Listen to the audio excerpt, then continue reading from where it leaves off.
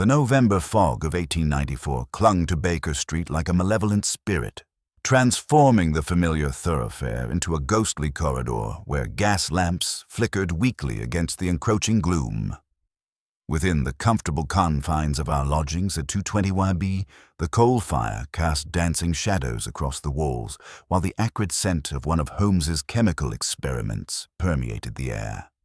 I had been attempting to lose myself in the latest edition of the British Medical Journal, but found my attention repeatedly drawn to my extraordinary companion, who sat hunched over his apparatus with the intensity of a man pursuing some elusive truth through the medium of test tubes and reagents. Holmes had been unusually quiet that evening, his aquiline features set in an expression of profound concentration as he measured precise quantities of various solutions. The only sounds in our sitting room were the gentle hiss of gas jets, the occasional pop from the fireplace, and the methodical clink of glass against glass as Holmes pursued his mysterious investigation. "Watson," he said suddenly, without lifting his eyes from his work, "I observe that you visited Mrs. Henley's establishment in Marylebone this afternoon, where you treated a child's infected wound, most likely a deep laceration to the forearm requiring sutures." I set down my journal with a start. "Good heavens, Holmes! How could you possibly know such specifics? I've told you nothing of my afternoon calls." A slight smile played at the corners of his mouth as he finally looked up from his chemical apparatus. "Elementary, my dear fellow. Your right cuff bears the telltale stains of carbolic acid, applied liberally, more than would be necessary for a simple consultation. The slight odor of laudanum clings to your waistcoat, suggesting you administered pain relief to a young patient. Most conclusively, there are 3 small spots of blood on your left sleeve, positioned precisely where they would fall if you were suturing a child's extended arm while they sat upon their mother's lap. Mrs. Henley's boarding house is notorious for housing families with insufficient means for proper medical care, and the quality of thread caught in your watch chain matches the coarse material she uses for her curtains." Before I could properly express my amazement at this display of deductive reasoning, the urgent sound of footsteps upon our stairs interrupted the moment. Mrs. Hudson's voice could be heard in animated conversation with someone below, followed by the unmistakable tread of Inspector Lestrade ascending to our quarters. The inspector burst through our door with uncharacteristic urgency, his usually composed demeanor replaced by an expression of profound bewilderment. His coat dripped with moisture from the fog, and his normally neat appearance showed signs of a long and trying day. "Mr. Holmes, Dr. Watson," he exclaimed, removing his bowler hat with hands that trembled slightly. "I come to you with a case that defies all rational explanation. Scotland Yard is completely baffled, and I confess that I have never encountered anything quite like it in all my years of service." Holmes set aside his chemical work and gestured for the inspector to take the chair opposite the fireplace. "Pray be seated, Lestrade. Your agitation suggests a matter of considerable complexity. Begin at the beginning and omit no detail, however trivial it may appear." Lestrade settled into the offered chair, gathering his thoughts before speaking. "3 hours ago, I was summoned to Grosvenor Square, to the residence of Mr. Cornelius Blackwood, a gentleman of considerable wealth and social standing. Mr. Blackwood, aged 57, was found dead in his private study under circumstances that challenge every principle of criminal investigation I have ever learned." The inspector paused, running a hand through his greying hair. "The discovery was made by his niece, Miss Charlotte Fairfax, who had been residing with her uncle since the death of her parents last spring. At precisely 6:30 this evening, Miss Fairfax went to her uncle's study to inform him that dinner was served. The room was in complete darkness. The gas fixtures had failed due to the fog affecting the pressure, a common occurrence in that part of the city during such weather." Holmes leaned forward slightly, his keen grey eyes fixed upon the inspector's face. "Continue." "Miss Fairfax, finding the room dark and receiving no response to her calls, lit a candle from the hallway sconce to illuminate the chamber. The moment the flame cast its light across the room, she discovered her uncle seated at his desk, his head resting upon his folded arms as if he had fallen asleep over his correspondence. But when she approached and spoke his name, she realized the terrible truth. He was already dead and had been for some time. "The cause of death?" I inquired, my medical training immediately engaging with the problem. "That is where the mystery deepens, Dr. Watson." Dr. Pemberton, who was summoned immediately, could find no obvious cause. No wounds, no signs of violence, no indication of poison or struggle. Mr. Blackwood appeared to have simply expired. Yet the circumstances surrounding his death are utterly perplexing. Holmes had begun his characteristic pacing before the fireplace, his hands clasped behind his back. "Elaborate on these circumstances, Inspector." Lestrade drew a deep breath. The study door was unlocked, but here is what makes no sense. Mr. Blackwood's valet, Stevens, swears that his master was alive and well when he brought him his evening tea at 6 o'clock, a mere 30 minutes before Miss Fairfax made her discovery. Stevens reports that Mr. Blackwood was writing letters and appeared in perfect health, even remarking about his plans for the following day. 30 minutes, Holmes murmured. A very narrow window indeed. What else? The room itself presents additional puzzles. Upon Mr. Blackwood's desk, beside his body, was a half-burned candle of unusual composition, black wax with a strange, almost medicinal odor. Neither Miss Fairfax nor any member of the household staff could account for its presence. Moreover, scattered about the desk were the remains of what appeared to be burned correspondence, though nothing remained legible save for fragments bearing partial addresses. The inspector reached into his coat and withdrew a small envelope. "There is one more element that troubles me greatly, Mr. Holmes. This letter was found in Mr. Blackwood's coat pocket, apparently delivered earlier in the day. It bears no signature, but its contents are most disturbing." Holmes accepted the envelope and withdrew a single sheet of expensive paper. His eyes scanned the contents rapidly before he read aloud. "The candle burns at both ends, and soon the flame will consume all. What was taken in darkness shall be revealed in light. Tonight, the debt comes due."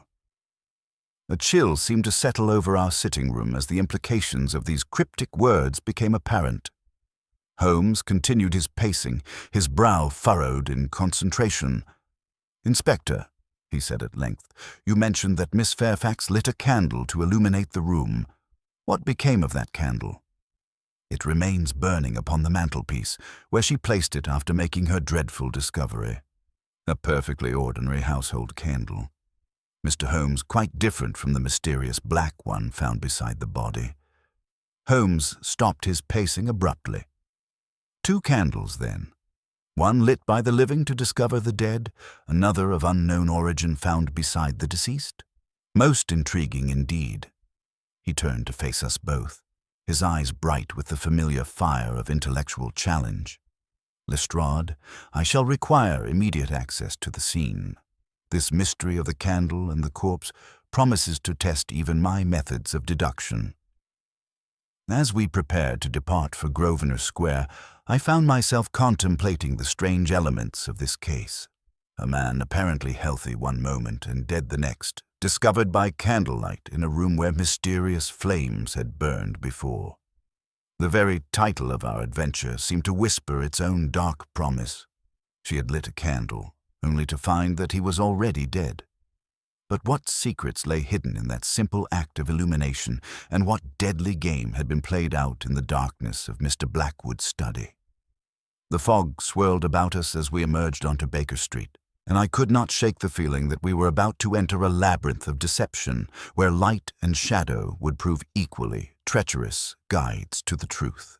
The hansom cab lurched through the fog-shrouded streets toward Grosvenor Square, its wheels clattering against the wet cobblestones as we navigated the labyrinthine thoroughfares of London. The November mist had transformed the familiar city into an alien landscape, where gas lamps flickered like dying stars and the very air seemed to muffle sound and obscure vision. Lestrade sat opposite us, his usually composed demeanor replaced by the restless energy of a man confronting a puzzle that defied conventional solution. Holmes remained silent for the greater part of our journey, his aquiline profile occasionally illuminated by the passing glow of street lamps as he gazed into the swirling grey curtain beyond the cab window. I could sense his mind working furiously, already beginning to construct theories from the sparse information we had received. "The absence of any obvious cause of death troubles me greatly," I ventured, breaking the contemplative silence. "A man apparently in robust health, deceased within 30 minutes of being seen alive and well, perhaps a sudden cardiac event or cerebral hemorrhage. Such conditions can strike without warning, leaving no external signs." "Indeed, Watson," Holmes replied, his voice barely above a murmur. "But rarely do such natural phenomena arrive accompanied by cryptic death threats and mysterious candles of foreign manufacture. The medical possibilities you suggest are certainly worth considering, but it is the context that elevates this from a routine case of sudden death to something far more sinister." At that moment, Holmes's attention shifted with characteristic suddenness to our cab driver, whose broad shoulders were barely visible through the small glass panel separating us from the box. "Our driver, for instance," Holmes began, his voice taking on that analytical cadence I knew so well, "presents us with an excellent demonstration of how the most mundane details can reveal extraordinary truths." Lestrade looked puzzled. "Whatever do you mean, Mr. Holmes?" "Observe, Inspector. Though I grant you the light is poor, this man has recently suffered a significant financial reversal, most likely involving a failed wager on horse racing, and has taken up his current profession out of necessity, having previously been employed in work requiring both physical strength and manual dexterity." I stared at Holmes in amazement. "Good heavens! How could you possibly determine such specific details about a complete stranger?" Holmes permitted himself a slight smile. "Elementary deduction, my dear Watson. Note the man's hands. Though calloused from years of handling heavy objects, they also display a peculiar delicacy around the fingertips of his right hand. This suggests previous employment requiring both strength and precision, perhaps carpentry or the skilled packing of delicate goods. His posture, while adapted to the demands of driving, bears a subtle stiffness in the right shoulder, indicating a recent strain from unaccustomed labor." He continued with growing enthusiasm. "Furthermore, the faint odor of cheap, hand-rolled tobacco clinging to his coat suggests financial constraint, a man reduced to economizing on even his small pleasures. Most tellingly, observe the small green stain on his left sleeve, just above the cuff. That particular shade matches the racing silks of the Galloping Ghost, a horse heavily favored at Ascot last week, only to founder spectacularly in the final stretch. The timing, combined with his general air of weary resignation, points to a man who placed a substantial and ultimately ruinous wager." Lestrade shook his head in wonder. "Remarkable, Mr. Holmes. But how can you be certain about the specific horse?" "The shade of green is quite distinctive to that particular stable, Inspector. When combined with the racing calendar and the man's evident distress, the conclusion becomes inescapable." Holmes turned back to us with satisfaction. "You see, gentlemen, every individual carries with them a complete narrative of their recent experiences, written in the language of observation for those who possess the ability to read it. It is precisely this methodology we must apply to the mystery of Mr. Blackwood's death." As our cab drew to a halt before an imposing Georgian townhouse, I felt my anticipation sharpen considerably. Holmes's demonstration had not only reaffirmed his extraordinary powers of deduction, but had also prepared us mentally for the detailed examination that lay ahead. The Blackwood residence, Grosvenor Square, presented a dignified facade even through the evening's thick atmosphere, its elegant Georgian terraces standing like silent sentinels in the mist. The Blackwood residence distinguished itself among its neighbors through understated refinement, well-maintained stonework, gleaming brass fittings, and windows that spoke of wealth without ostentation. We were admitted by an elderly butler whose bearing immediately commanded respect. "Inspector Lestrade," he acknowledged with a precise bow, "and Mr. Holmes and Dr. Watson, I presume. I am Pembroke, Mr. Blackwood's butler these past 15 years. Miss Fairfax awaits you in the drawing-room, though I must warn you that she remains considerably distressed by this evening's tragic discovery." Holmes paused in the entrance hall, his keen eyes absorbing every detail of our surroundings. The house spoke eloquently of its owner's character, quality furnishings chosen for comfort rather than display, maritime paintings that suggested professional interests, and an atmosphere of quiet respectability unmarred by pretension. "Before we meet Miss Fairfax," Holmes said to Pembroke, "I must examine the scene of Mr. Blackwood's death. I trust nothing has been disturbed since the inspector's initial investigation." "Nothing whatsoever, sir. The study remains precisely as it was when Miss Fairfax made her terrible discovery." The study revealed. The study door opened upon a chamber that immediately impressed me with its masculine comfort and scholarly atmosphere. Floor-to-ceiling bookshelves lined the walls, filled with volumes on maritime law, shipping regulations, and classical literature. A large mahogany desk dominated the center of the room, positioned to take advantage of natural light from tall windows that now reflected only the fog-shrouded square beyond. The peculiar medicinal odor that Lestrade had described struck us immediately. Sweet, yet somehow corrupted, with an underlying bitterness that seemed to linger in the very air. Upon the mantelpiece, a single household candle burned steadily, providing the room's primary illumination, along with a gas fixture that had apparently been restored to working order. Holmes moved immediately to the desk, where a white chalk outline marked the position of Mr. Blackwood's body. The mysterious black candle sat precisely where it had been discovered, now cold and partially consumed, its unusual composition clearly visible in the flickering light. "Fascinating," Holmes murmured, producing his magnifying glass to examine the object more closely. "Watson, observe the texture of this wax. It possesses an almost oily consistency, quite different from ordinary paraffin or beeswax. And here, embedded within the wax itself, are small fragments of what appears to be dried plant matter." I leaned closer to study the curious artifact. The candle was indeed unusual, its surface bearing irregularities and indentations that suggested handcrafting rather than commercial manufacture. The wick, too, seemed different, thicker than normal, and twisted in an odd, almost deliberate pattern. Holmes next turned his attention to the scattered remains of burned correspondence across the desk's surface. With infinite care, he gathered several fragments using his handkerchief, holding them up to the candlelight for examination. "Most of these are beyond recovery," he observed, "but this piece, yes, I can make out part of an address.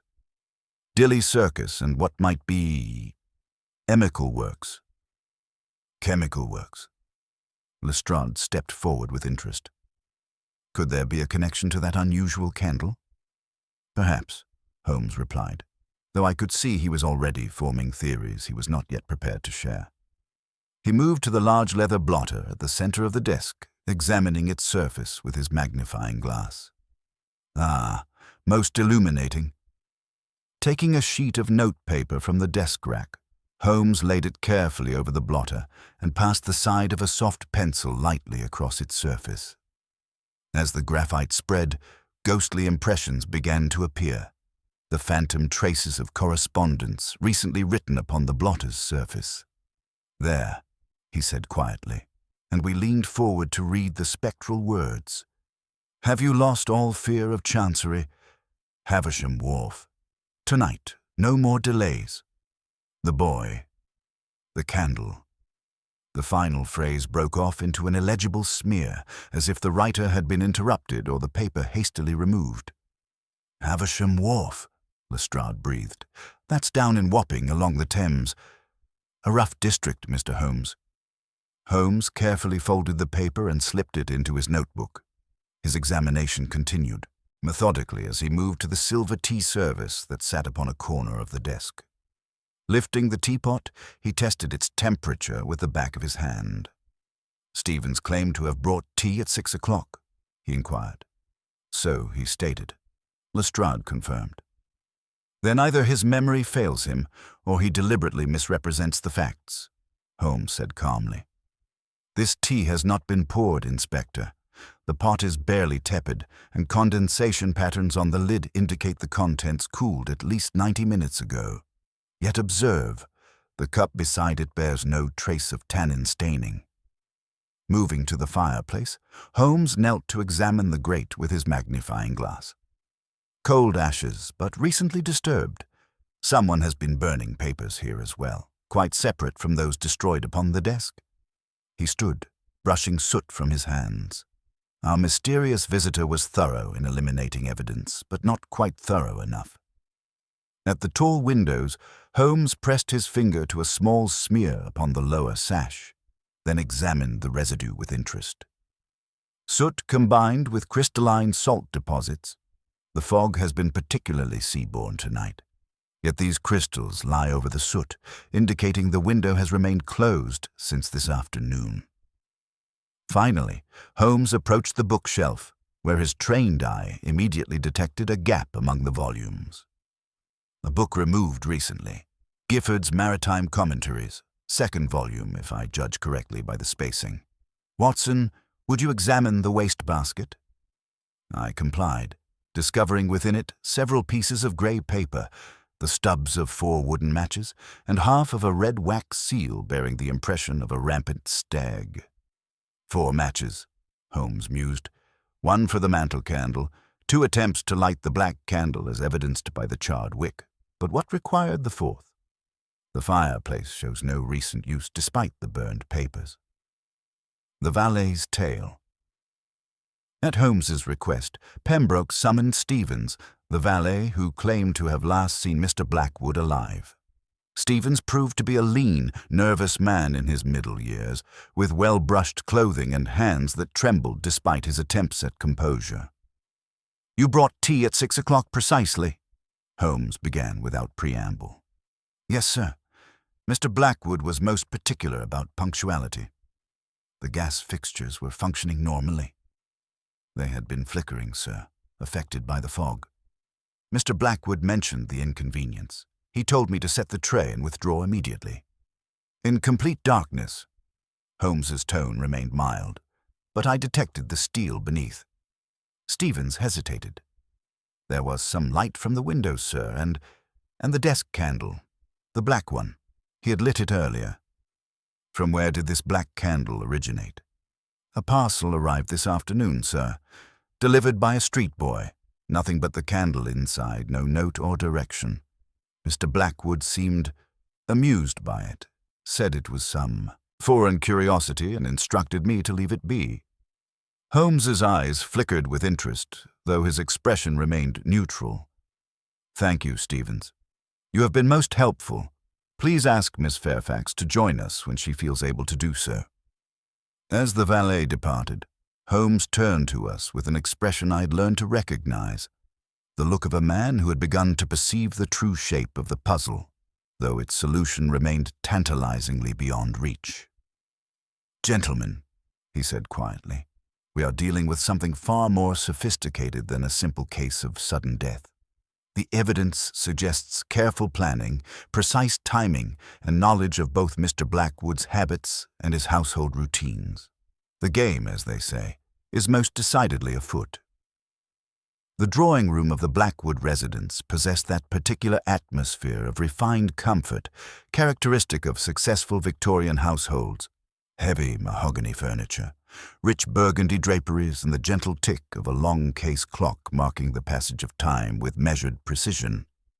Yet tonight, the usual warmth of the chamber seemed diminished by the weight of tragedy that had settled upon the house like the fog outside.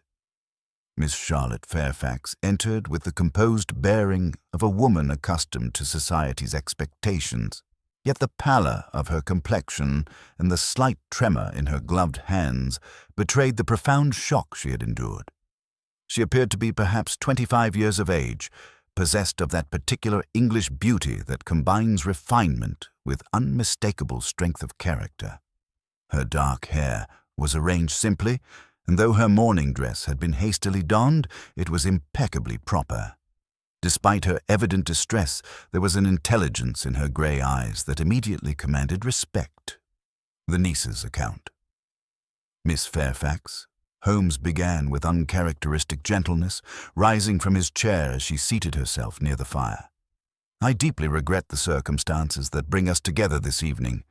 I am Sherlock Holmes, and this is my colleague, Dr. Watson. Inspector Lestrade has requested our assistance in understanding the tragic events that have befallen your household.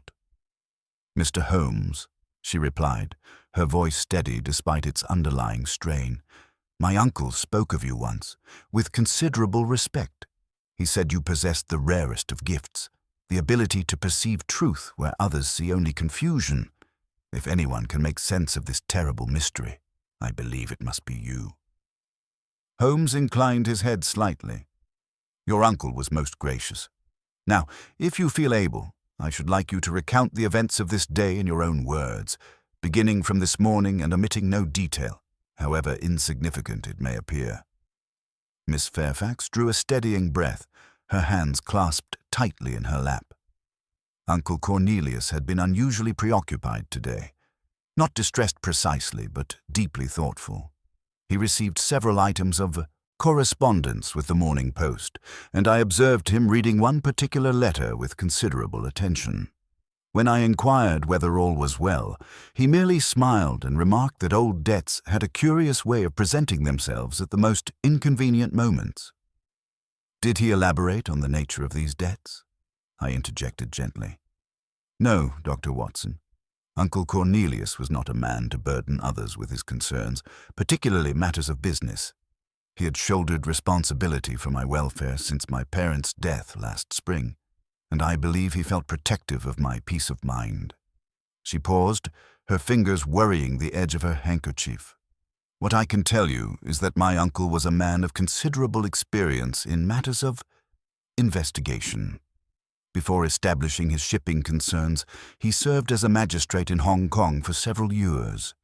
He often said that the principles of logical analysis were as applicable to commerce as to crime. This revelation cast an entirely new light upon our victim. Holmes's eyebrows rose slightly, and I could see him filing away this crucial information. This afternoon, Miss Fairfax continued, Uncle Cornelius spent considerable time in his study. I heard him moving about, opening and closing drawers with some urgency.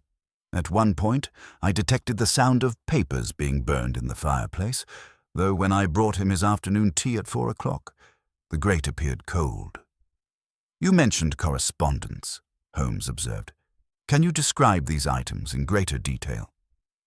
3 letters arrived with the Morning Post, 2 bearing the familiar seals of his shipping associates, and one that appeared to cause him considerable distress.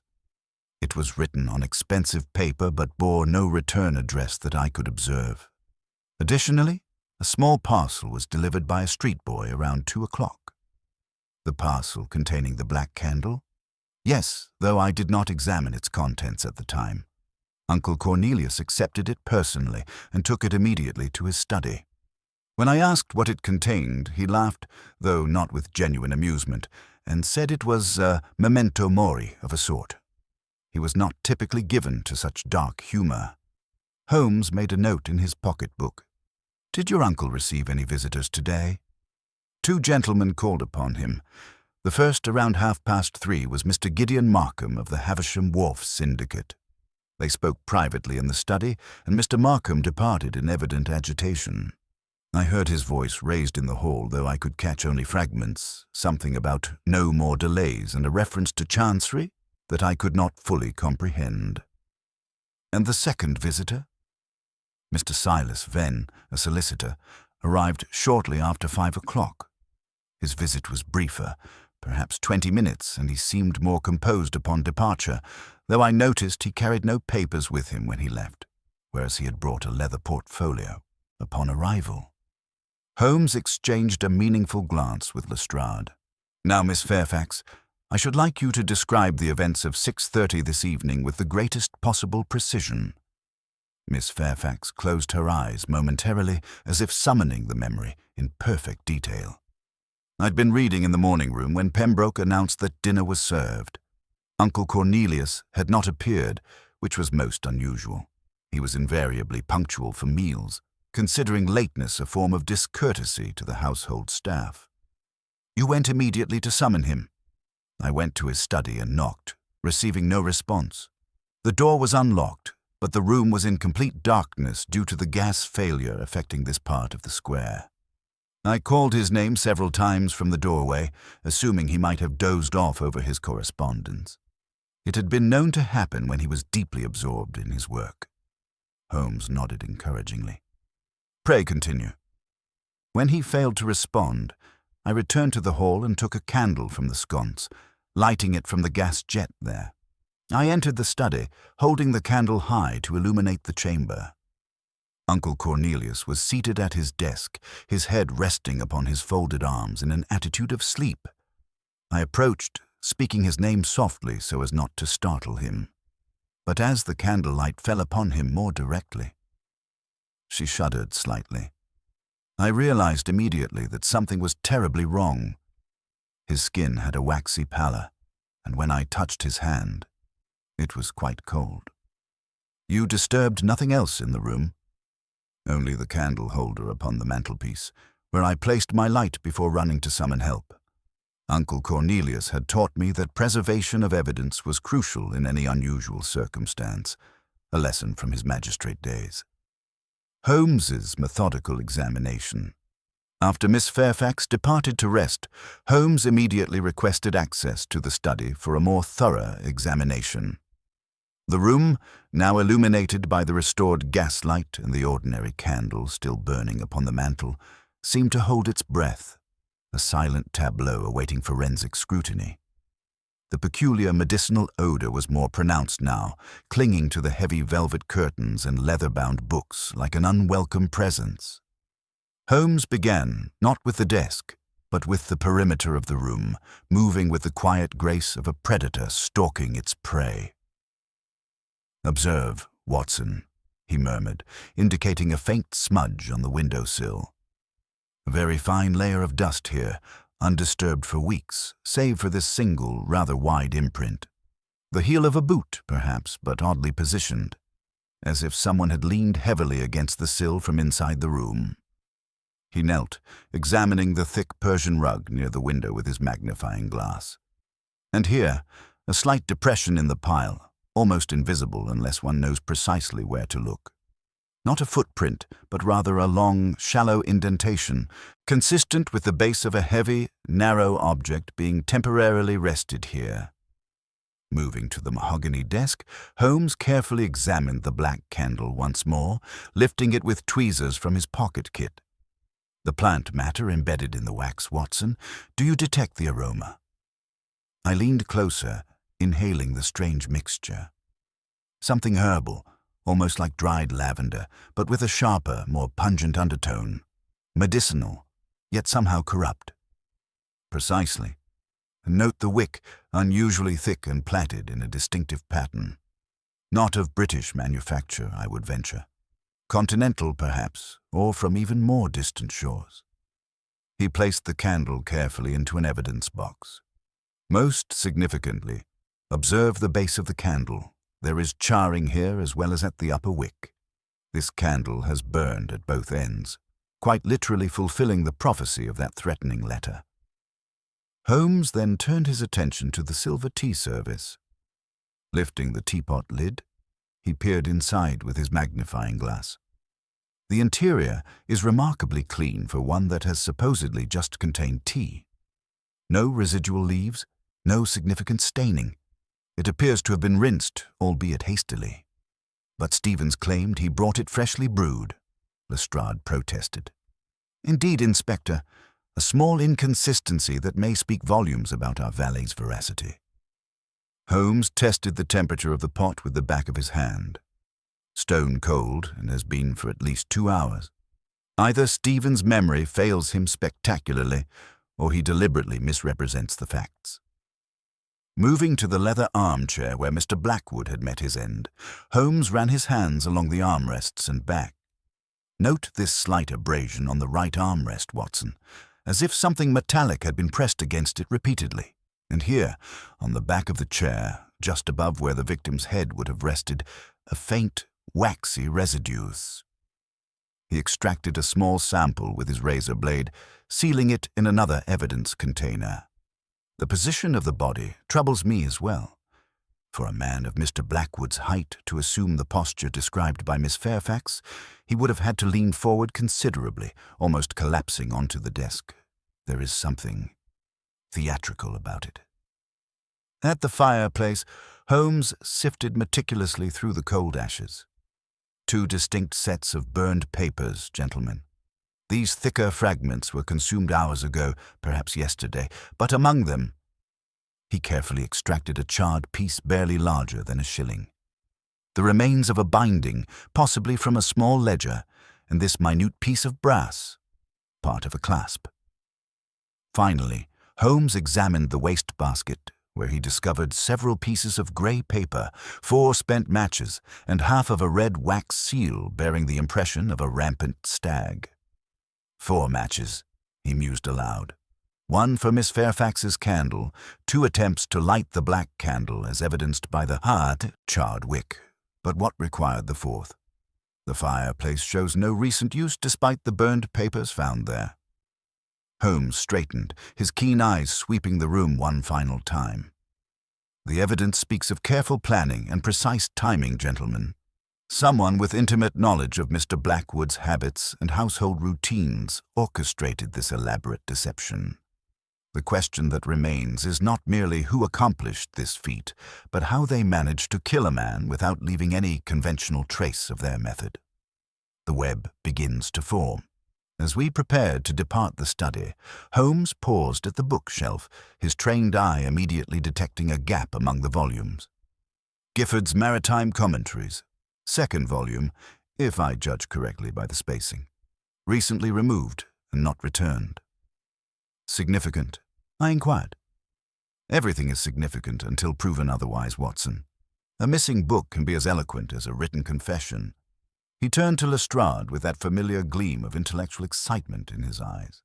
Inspector, I shall require 2 things immediately. First, set a discreet watch upon Havisham Wharf. No arrests, merely observation. Second, I need the complete backgrounds of both Mr. Markham and Mr. Venn, particularly any connections they may have to Hong Kong or the shipping trade. The fog pressed against the windows like a living entity, and as we gathered our notes and evidence, I could not escape the feeling that somewhere in the labyrinthine streets of London, the architect of this perfect crime was watching and waiting, confident that their elaborate deception would remain forever unsolved. But they had not reckoned with Sherlock Holmes, and as we departed Grosvenor Square, I sensed that the game was indeed afoot, with stakes higher and more deadly than any of us yet imagined. The grey November dawn found Holmes already engaged in his morning ablutions at our makeshift laboratory, the mysterious black candle positioned beneath his most powerful microscope, like a specimen awaiting dissection. The peculiar medicinal odor had grown more pronounced overnight, permeating our sitting room with its unsettling presence.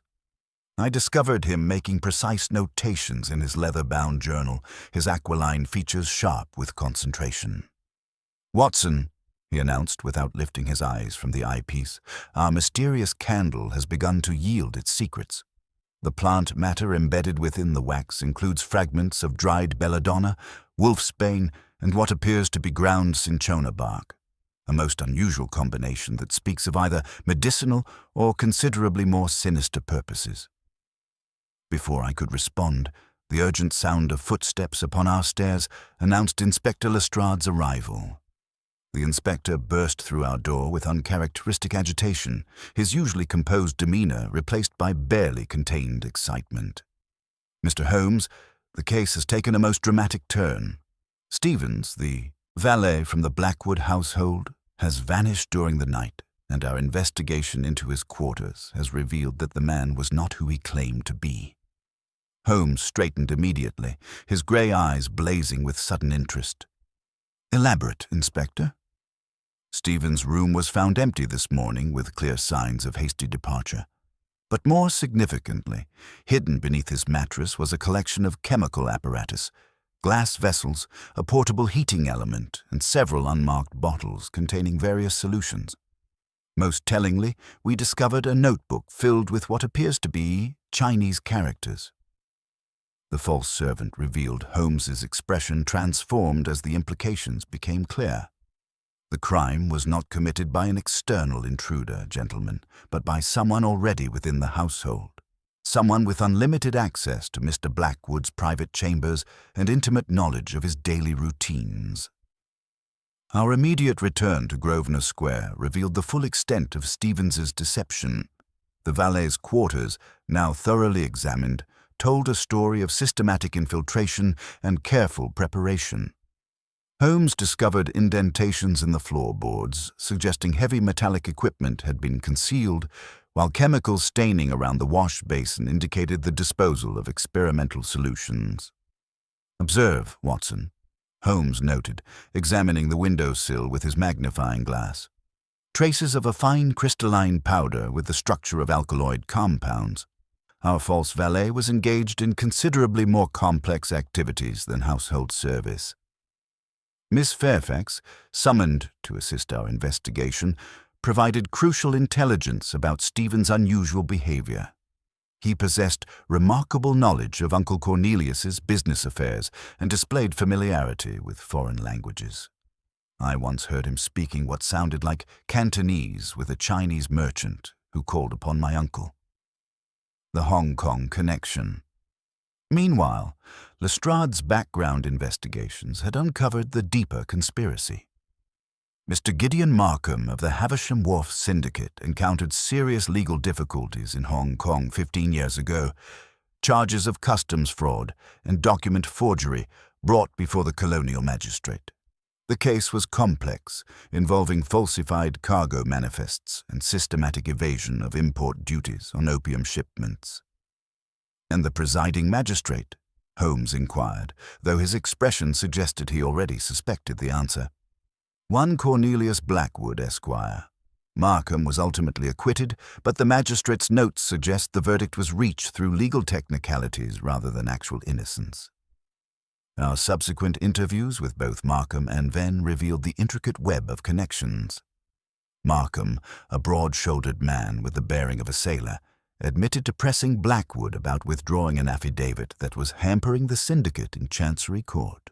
His red wax, seal bearing a rampant stag-matched fragments found in Blackwood's wastebasket, while his business relationship with Hadley and Coa Chemical Works provided a potential source for unusual substances. Venn, the pale solicitor with his lavender-scented chambers, had served as legal counsel to the Havisham Wharf Syndicate during their Hong Kong difficulties. His Malacca cane bore fresh nicks and suspicious staining, while his jade tie-pin suggested Eastern connections that extended beyond mere professional interest. Holmes's analytical framework. Yet Holmes remained deeply skeptical of the obvious conclusions. "The evidence against Markham is certainly compelling, Inspector, but perhaps too compelling. A red seal fragment conveniently found, a receipt trail leading obligingly to chemical suppliers, an angry seaman blustering where every servant can hear him. These are breadcrumbs designed to lead even a constable to the gingerbread house." Holmes's analysis of the threatening letter reinforced his suspicions. The candle burns at both ends. This is not the language of a desperate businessman facing ruin, but of retribution, of a long-standing grievance requiring symbolic justice. The reference to what was taken in darkness being revealed in light suggests moral judgment rather than commercial dispute. The black candle itself defied simple explanation. The peculiar composition, the embedded plant matter, the unusual wick plaited in Eastern fashion. This is no readily available item that Markham could have procured for a simple threat. It speaks of specialized knowledge and custom creation. The emerging pattern. As our investigation progressed, a more sophisticated picture emerged. Stevens, the false valet, had spent 8 months systematically gathering intelligence while positioning himself for the perfect moment to strike. His chemical expertise, linguistic abilities, and intimate knowledge of Blackwood's routines suggested professional training far beyond domestic service. We are dealing with something far more complex than a simple business dispute escalated to murder, Holmes concluded. The theatrical nature of the crime, the symbolic candle, the precisely timed death, the carefully planted evidence pointing to obvious suspects, speaks of a conspiracy designed to achieve perfect misdirection. The fog swirled about Grosvenor Square as we departed, and I sensed that our investigation had only begun to penetrate the elaborate deception that had been constructed around Mr. Blackwood's death. Somewhere in London's labyrinthine depths, the true architects of this sophisticated crime were watching and waiting, confident that their carefully orchestrated performance would remain forever unsolved. But they had not reckoned with Sherlock Holmes, whose analytical methods would soon expose the difference between genuine evidence and masterfully crafted illusion. The game was indeed afoot, and the stakes were higher than any of us yet imagined. The day after Stephen's disappearance dawned with a spectral glow, filtering through the fog that still blanketed Baker Street. Holmes and I took breakfast in silence, the atmosphere thick with the weight of the unsolved mystery. It was not long before Inspector Lestrade arrived, brimming with what he saw as conclusive evidence. "Gentlemen, we have the case nearly wrapped," Lestrade declared, unfurling a folio of documents. "We've traced chemical purchases to Stephen's alias, found coded letters in Cantonese linking him to Markham. Even the red seal fragment matches Markham's batch from last year. It's a perfect fit. We're preparing warrants as we speak." Holmes regarded Lestrade's collection with an expression of polite detachment. "Tidy solutions, Inspector, are often the most dangerous. I urge caution before you allow convenience to dictate truth."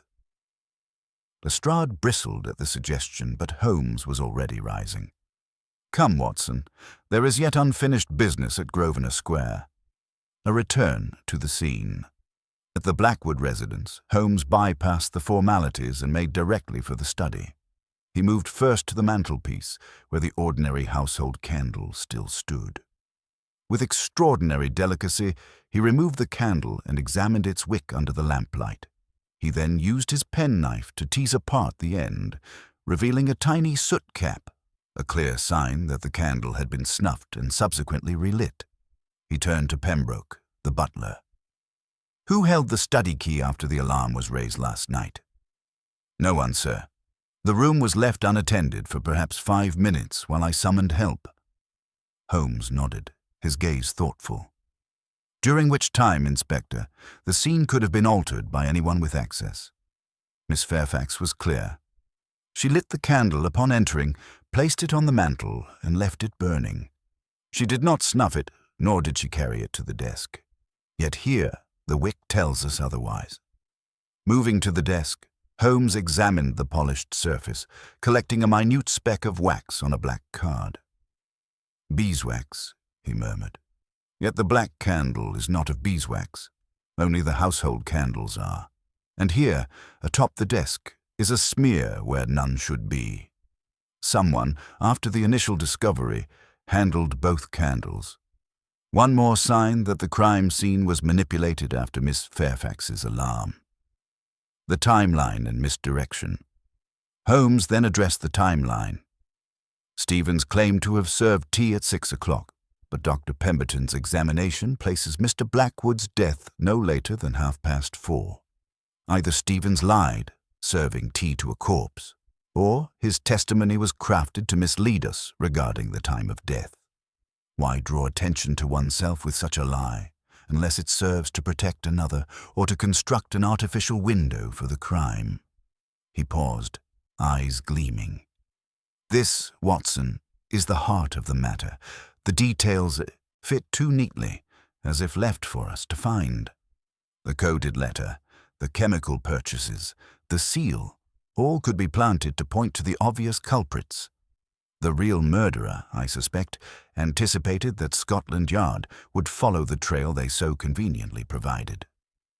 The chemistry of deception. Holmes reviewed his chemical findings, noting the presence of toxic alkaloids in the black candle and a crystalline residue at the base.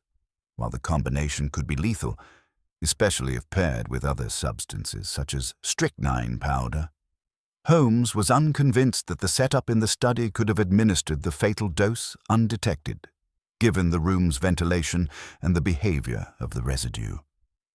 The candle's peculiar composition and the method of dispersal suggest knowledge far beyond that of a common valet. Yet the evidence is too overt. It is as if each clue has been arranged for discovery, not for concealment. Holmes sets the bait back at Baker Street. Holmes confided in me. "Watson, I'm keeping something from everyone. Not out of pride, but necessity. The success of a trap depends upon ignorance as much as it does upon bait. Lestrade's certainty will unsettle the right person. We must watch and wait." Holmes sent the irregulars to gather further intelligence and continued his forensic comparisons, sealing away the critical fleck of wax as carefully as a banker deposits a fortune. He played his violin that evening, a strange brooding air, as London's fog deepened, a silent challenge to whomever had dared to alter the scene of death.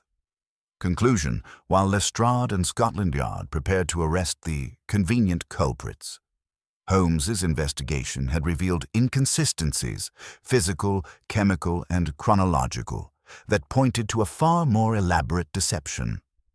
The scene had been subtly, but unmistakably, altered after the initial discovery, implicating someone with access and careful forethought.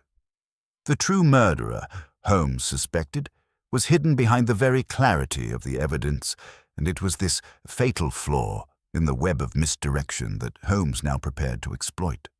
The case was far from closed. The bait had been set, and Holmes waited for the real perpetrator to make their next move, knowing that panic, and not certainty, would flush them from the shadows.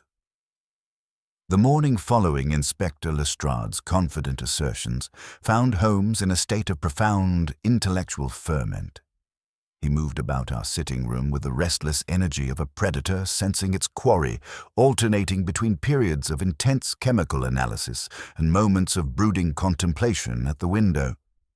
The peculiar medicinal odor from the black candle had grown more pronounced overnight, seeming to permeate the very fabric of our quarters with its unsettling presence.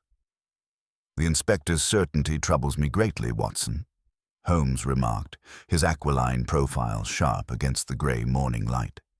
"Evidence that arranges itself so conveniently for discovery is often evidence that has been deliberately arranged. Our true adversary understands the workings of Scotland Yard's collective mind and has provided them with precisely the narrative they are predisposed to accept." He returned to his makeshift laboratory, where the mysterious candle sat dissected beneath his most powerful lens. The belladonna, wolfsbane, and cinchona bark embedded within this wax represent more than mere botanical curiosities, Watson. They constitute a signature, a deliberate message from someone who possesses both extensive knowledge of exotic pharmacology and access to materials not readily available through conventional channels. The street boy's trail. Before I could respond, the urgent clatter of footsteps upon our stairs announced the arrival of Wiggins, the most reliable of Holmes's unofficial network of street informants. The boy's usual Cockney swagger was replaced by an expression of genuine concern as he burst through our door. "Mr. Holmes, that street lad what delivered the parcel to Mr. Blackwood. We've found him, sir, but there's been trouble." Holmes straightened immediately, his grey eyes blazing with sudden intensity. "Elaborate, Wiggins." "Finn O'Rourke, his name was. Been lodging in Ship Alley down Wapping Way, but he ain't there no more, sir. Landlady says a gentleman came for him before dawn, tall fellow in a black coat, smelling of lavender water. Paid her well to forget she ever seen either of him." The reference to lavender immediately brought to mind Mr. Silas Venn, the solicitor whose visit to Blackwood had occurred mere hours before the man's death. Holmes's expression grew thoughtful as he absorbed this intelligence. Most illuminating, Wiggins. And the boy's current whereabouts? That's what's got me worried, sir. Found him this morning floating near Rotherhithe Stairs. Constable says it looks like drowning, but... The boy's voice trailed off uncertainly. Holmes was already reaching for his coat. Watson, we must examine this development immediately. The systematic elimination of potential witnesses suggests our adversary is moving to the final phase of their elaborate deception. The Thames yields. Its secret. Our journey to the riverside revealed a scene of calculated tragedy. Young Finn O'Rourke lay upon a makeshift stretcher, his small form bearing the unmistakable signs of Thames water. Yet Holmes's examination revealed details that spoke of more than simple drowning. "Observe, Watson," he murmured, pressing his fingers beneath the boy's jaw. The slight constriction of the pupils, inconsistent with death by drowning alone. And here, he indicated the boy's fingernails with his magnifying glass. A fine dark residue, crystalline in structure, matching precisely the chemical composition we discovered in Mr. Blackwood's study. Holmes carefully collected samples of the residue, sealing them in his evidence containers with the methodical precision of a man building an irrefutable case. Our young messenger was drugged before being consigned to the river, Watson. Someone wished to ensure his permanent silence regarding the identity of the gentleman who commissioned his services. The constable's report confirmed that no witnesses had observed the boy's entry into the water, though several riverside workers reported seeing a well-dressed gentleman near the stairs during the early morning hours. The description, tall, dark-coated, carrying himself with professional bearing, matched the mysterious visitor who had called for Finn at his lodgings. The Grosvenor Square. Intrusion. Our return to Baker Street was interrupted by an urgent message from Miss Fairfax, requesting our immediate presence at Grosvenor Square. We arrived to find the young woman in considerable distress, her usual composure shaken by the discovery of an unauthorized intrusion into her late uncle's study. "The break-in occurred sometime during the night," she explained, leading us to the scene of this latest violation. "Nothing of obvious value was taken. The silver remained untouched. Uncle Cornelius's collection of maritime artifacts undisturbed. But someone had methodically searched his desk and removed a single item from his personal library." Holmes examined the study with renewed intensity, his trained eye immediately detecting the subtle signs of professional search technique. "The intruder possessed intimate knowledge of your uncle's filing system, Miss Fairfax. Observe how the papers have been returned to their approximate positions. Not the work of a common burglar seeking quick profit, but of someone searching for specific information. The missing item proved to be Mr. Blackwood's private journal, a leather-bound volume in which he recorded not business transactions, but personal observations and philosophical reflections. Miss Fairfax described it as containing her uncle's thoughts on justice, morality, and the weight of past decisions, subjects that had occupied his mind increasingly during his final months. "The theft of this particular volume confirms my growing suspicions," Holmes announced as we prepared to depart. "Our adversary fears not exposure of criminal activity, but revelation of moral judgment. Your uncle's journal likely contained observations about the Hong Kong corruption case that would illuminate the true nature of the current conspiracy." The pattern revealed. Back at Baker Street, Holmes arranged his accumulated evidence with the systematic precision of a master craftsman. The chemical residues, the timeline inconsistencies, the carefully orchestrated misdirection all began to form a coherent picture of elaborate deception. "Consider the sequence of events, Watson," he began, his fingers steepled before him. "Stevens, the false valet, spent months establishing his position within the Blackwood household, gathering intelligence about routines, relationships, and vulnerabilities. The mysterious candle was delivered precisely when needed to create the theatrical tableau discovered by Miss Fairfax. The threatening letter, the planted evidence against Markham and Venn, the convenient chemical trail, all elements of a masterfully orchestrated performance designed to misdirect official investigation. He moved to his chemical apparatus, where samples from both the candle and the boy's fingernails awaited comparison. The residues match perfectly, Watson. Proof that the same hand was responsible for both Mr. Blackwood's death and young Finn's elimination.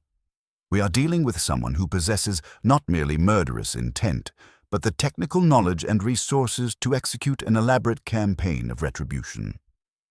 Holmes's analysis revealed the true sophistication of the conspiracy.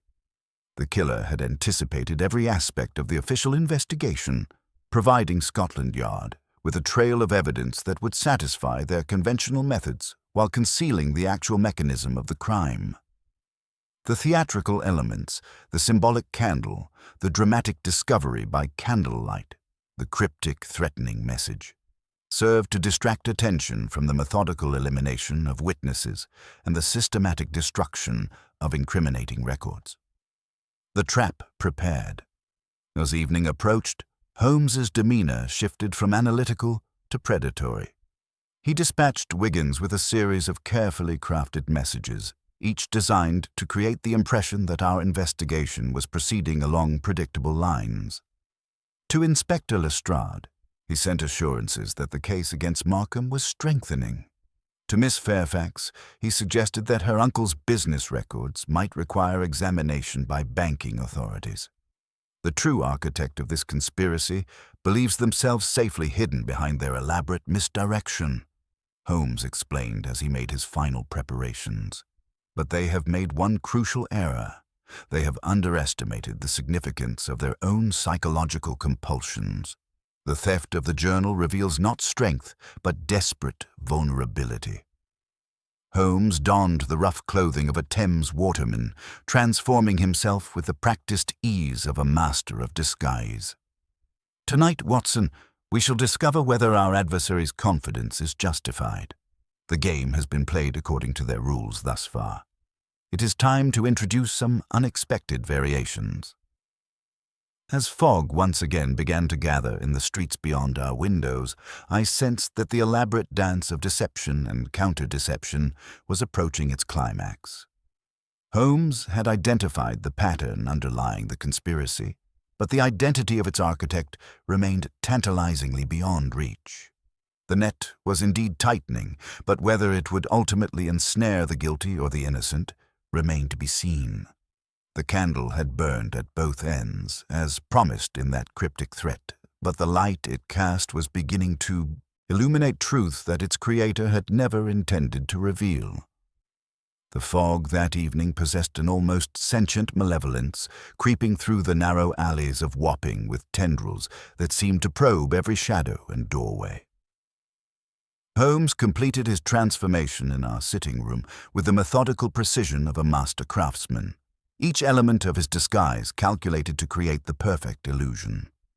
The rough clothing of a Thames waterman, the weathered cap pulled low over his aquiline features, the practiced stoop that aged him 20 years, all combined to render Sherlock Holmes invisible within the maritime underworld of London's docklands. The psychological profile of our adversary reveals someone driven not merely by self-preservation, but by intellectual vanity, Holmes explained as he adjusted the final details of his appearance. They have orchestrated this elaborate deception to demonstrate their superiority over conventional investigative methods. Such individuals possess a fatal flaw, the compulsion to witness their own success, to savor the moment when their carefully laid plans achieve fruition.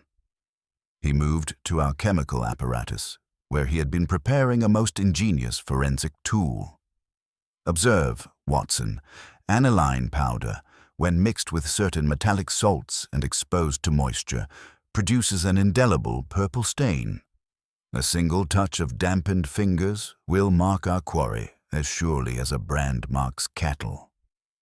The Havisham Wharf Gambit, Holmes's strategy centered upon the mysterious reference to Havisham Wharf discovered in the ghostly impressions upon Blackwood's blotter.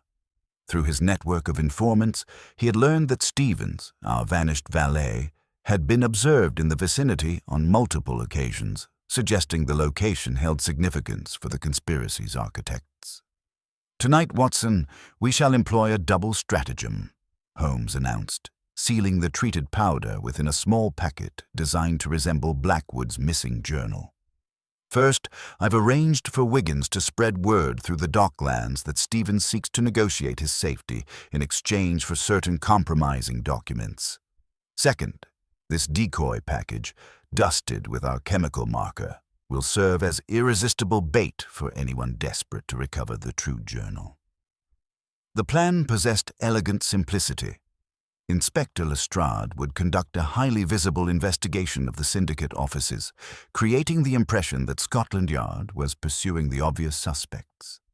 Meanwhile, Holmes would position himself at the wharf, ostensibly as a simple waterman repairing nets, but actually observing whoever came to claim the bait. "Our adversary will be watching, Watson. They will wish to witness the success of their misdirection while ensuring that no loose ends remain to threaten their security. It is precisely this combination of vanity and paranoia that will expose them to our counter-strategy." The performance begins. The fog-shrouded streets of Wapping provided perfect concealment as Holmes made his way toward the Thames. I followed at a discreet distance, my medical bag providing suitable justification for my presence in the rough neighborhood. The gas lamps flickered weakly through the mist, creating pools of uncertain light that seemed to emphasize rather than dispel the surrounding darkness. Havisham Wharf emerged from the fog like something from a maritime nightmare. Ancient wooden pilings groaned beneath accumulated debris, while the dark waters lapped against stone steps worn smooth by countless tides. Holmes positioned himself near a small boat, his apparent task of mending nets by storm lantern providing perfect cover for observation. From my concealed position among the warehouse shadows, I watched the careful choreography of Holmes's performance. His movements possessed the practiced efficiency of genuine labor, yet I knew his keen senses were cataloging every sound, every movement in the surrounding darkness. The trap springs. Shortly after 10 o'clock, footsteps approached through the fog, 2 sets moving with the careful deliberation of individuals familiar with clandestine meetings. The first figure to emerge into the lantern's circle of light was Stevens himself, his pale features drawn with fear and exhaustion. Behind him came a taller man in a dark coat, his bearing suggesting professional authority despite the rough surroundings. "You've brought what was promised?"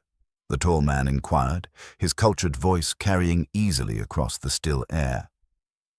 Stevens nodded toward a crate where Holmes had positioned the decoy package.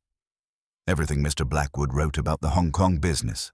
Names, dates, amounts, enough to destroy half the colonial administration if it reaches the wrong hands. The tall man moved toward the crate with evident eagerness, his gloved hands reaching for the packet with barely concealed avarice. The moment his fingers closed upon the treated surface, Holmes knew the chemical marker had done its work, though the evidence would not become visible until moisture activated the compound. "Excellent," the man murmured, examining the packet by lantern light. "The advocate will be most pleased to see this matter finally resolved." Holmes continued his net mending with apparent indifference, but I detected the subtle tension in his posture that indicated heightened alertness. The reference to the advocate confirmed his suspicions about the conspiracy's true scope. This was no simple business dispute, but a systematic campaign of retribution orchestrated by someone with both resources and ruthless determination. The revelation unfolds. It was then that Stevens made his fatal error. "What about my payment? You promised safe passage to America once the job was done." The tall man's response was swift and merciless. From beneath his coat, he produced a length of silk cord moving with the practiced efficiency of a professional assassin. Stevens barely had time to cry out before the garrote tightened around his throat, his struggles growing weaker as his assailant worked with frightful skill.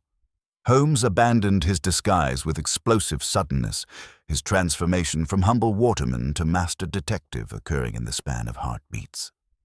"Release him immediately," he commanded, his voice carrying the authority of absolute conviction. The assassin spun toward this unexpected threat, his grip loosening just enough to allow Stevens to break free and stumble toward the water's edge. In the flickering lantern light, I caught my first clear glimpse of the attacker's features. Refined, intelligent, and bearing an expression of cold calculation that spoke volumes about his true nature. "Mr. Silas Venn, I presume," Holmes said quietly, his hand moving to the revolver concealed beneath his waterman's coat.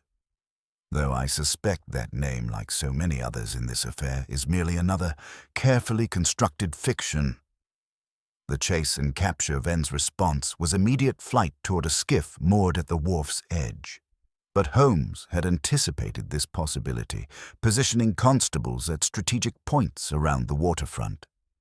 As the solicitor leapt into his boat and seized the oars, uniformed figures emerged from the fog like avenging spirits. The chase that followed possessed all the drama of a theatrical performance, with boats converging through the mist while Holmes coordinated the pursuit from his position at the wharf. Venn's desperate flight ended when his skiff struck a concealed piling, throwing him into the Thames, where the cold water immediately activated the aniline compound on his glove. When the constables dragged him from the river, his hands bore the telltale purple staining that would serve as irrefutable evidence of his contact with the treated packet. More significantly, the shock of cold water had loosened his tongue, and in his desperate attempts to negotiate his freedom, he revealed crucial details about the advocate who had orchestrated the entire conspiracy. The truth emerges. Stevens, recovered sufficiently to speak coherently, provided the final pieces of the puzzle. "I swear to you, gentlemen, I never understood the full scope of what I was involved in. I was hired months ago through an agency, told only that I was to observe Mr. Blackwood's habits and report certain information. The orders came through intermediaries. Sometimes Venn here, sometimes others I never saw clearly." Holmes examined the captured solicitor with professional interest. The lavender water, the jade accessories, the intimate knowledge of colonial legal procedures, all pointed to your involvement, Mr. Venn, but you are merely an instrument, are you not? Someone else provided the exotic candle. Someone else devised the symbolic elements of Mr. Blackwood's death. Venn's silence was more eloquent than any confession. His refusal to implicate, his superior speaking volumes about the fear that the advocate inspired even in his most trusted agents. The web revealed. As we prepared to depart Havisham Wharf with our prisoner, Holmes outlined the conspiracy's true scope. "We are dealing with a systematic campaign of retribution, Watson, orchestrated by someone who possesses both the resources to maintain an extensive network of agents and the patience to plan elaborate revenge over many years. Mr. Blackwood's death was merely the latest in what I suspect is a long series of carefully orchestrated punishments." The fog swirled about us as we made our way back through Wapping's narrow streets, and I sensed that while we had captured an important agent of the conspiracy, the true architect remained safely hidden behind layers of deception and misdirection. The game was indeed afoot, but its final resolution would require penetrating even deeper into the labyrinthine world of colonial corruption and delayed justice. Holmes had sprung his trap with characteristic brilliance, but as we returned to Baker Street with our purple-stained prisoner, I could not escape the feeling that we had merely glimpsed the edge of a conspiracy whose full dimensions remained tantalizingly beyond our reach. The candle had burned at both ends, as promised, but the light it cast was only beginning to illuminate the shadows where the true puppet master waited and watched. The grey morning light filtering through the narrow windows of Scotland Yard's interrogation chamber cast harsh shadows across the features of Mr. Silas Venn, whose purple-stained hands bore mute testimony to Holmes's chemical stratagem. The solicitor sat rigidly upright in the wooden chair, his usually immaculate appearance disheveled from his Thames immersion, yet his bearing retained that peculiar dignity, characteristic of men accustomed to wielding authority through legal instruments. Inspector Lestrade paced restlessly behind us, his satisfaction at capturing a tangible suspect tempered by the growing realization that Venn represented merely one thread in a far more complex tapestry of deception. Holmes settled into the chair opposite our prisoner with the languid grace of a cat before the hearth, his keen grey eyes fixed upon Venn's pale features with hypnotic intensity. The silence stretched between them like a taut wire, each man measuring the other's resolve before the inevitable battle of wits commenced. "You find yourself in a most precarious position, Mr. Venn," Holmes began with deceptive gentleness, his voice carrying undertones of steel beneath its civilized veneer. "Attempted murder of a witness, possession of materials intended to obstruct justice, conspiracy to commit murder. Any one of these charges would suffice to see you dancing at the end of a rope. Your only remaining value lies in the completeness of your cooperation." The solicitor's calculated fear. Venn's response revealed the calculating mind of a professional negotiator.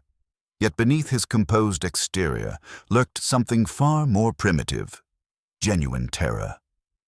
"Mr. Holmes, I find myself in the curious position of a man who fears his employer far more than he fears English justice.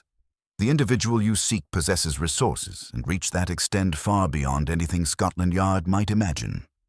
His voice carried undertones of barely suppressed panic as he continued.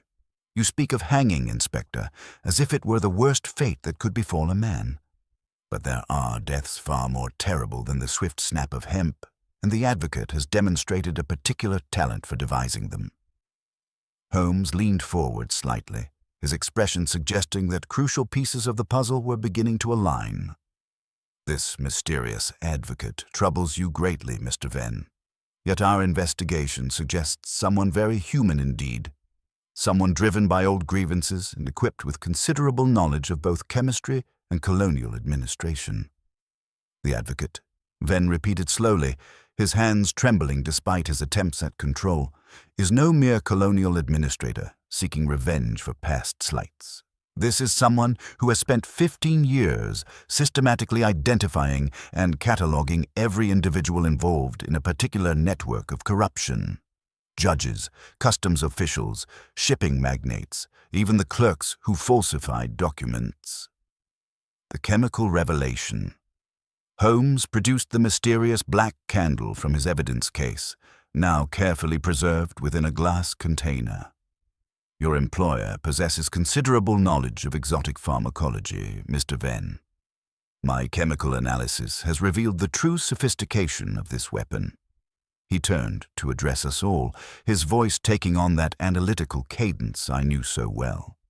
"This candle represents far more than mere botanical curiosity. The combination of belladonna, wolfsbane, and cinchona bark, when burned in a confined space, releases vapors containing potent alkaloid compounds. The victim experiences gradual onset of symptoms: weakness, disorientation, eventual respiratory paralysis, that perfectly mimics natural death while ensuring sufficient time for contemplation of their perceived sins."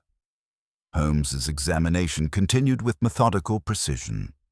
"The cinchona bark serves as a masking agent, disguising the acrid scent of the more dangerous compounds while providing that distinctive medicinal odor that witnesses reported. The wick, plaited in Eastern fashion, ensures controlled combustion that releases the compounds at precisely calculated intervals." Venn's composure cracked visibly at this display of forensic expertise.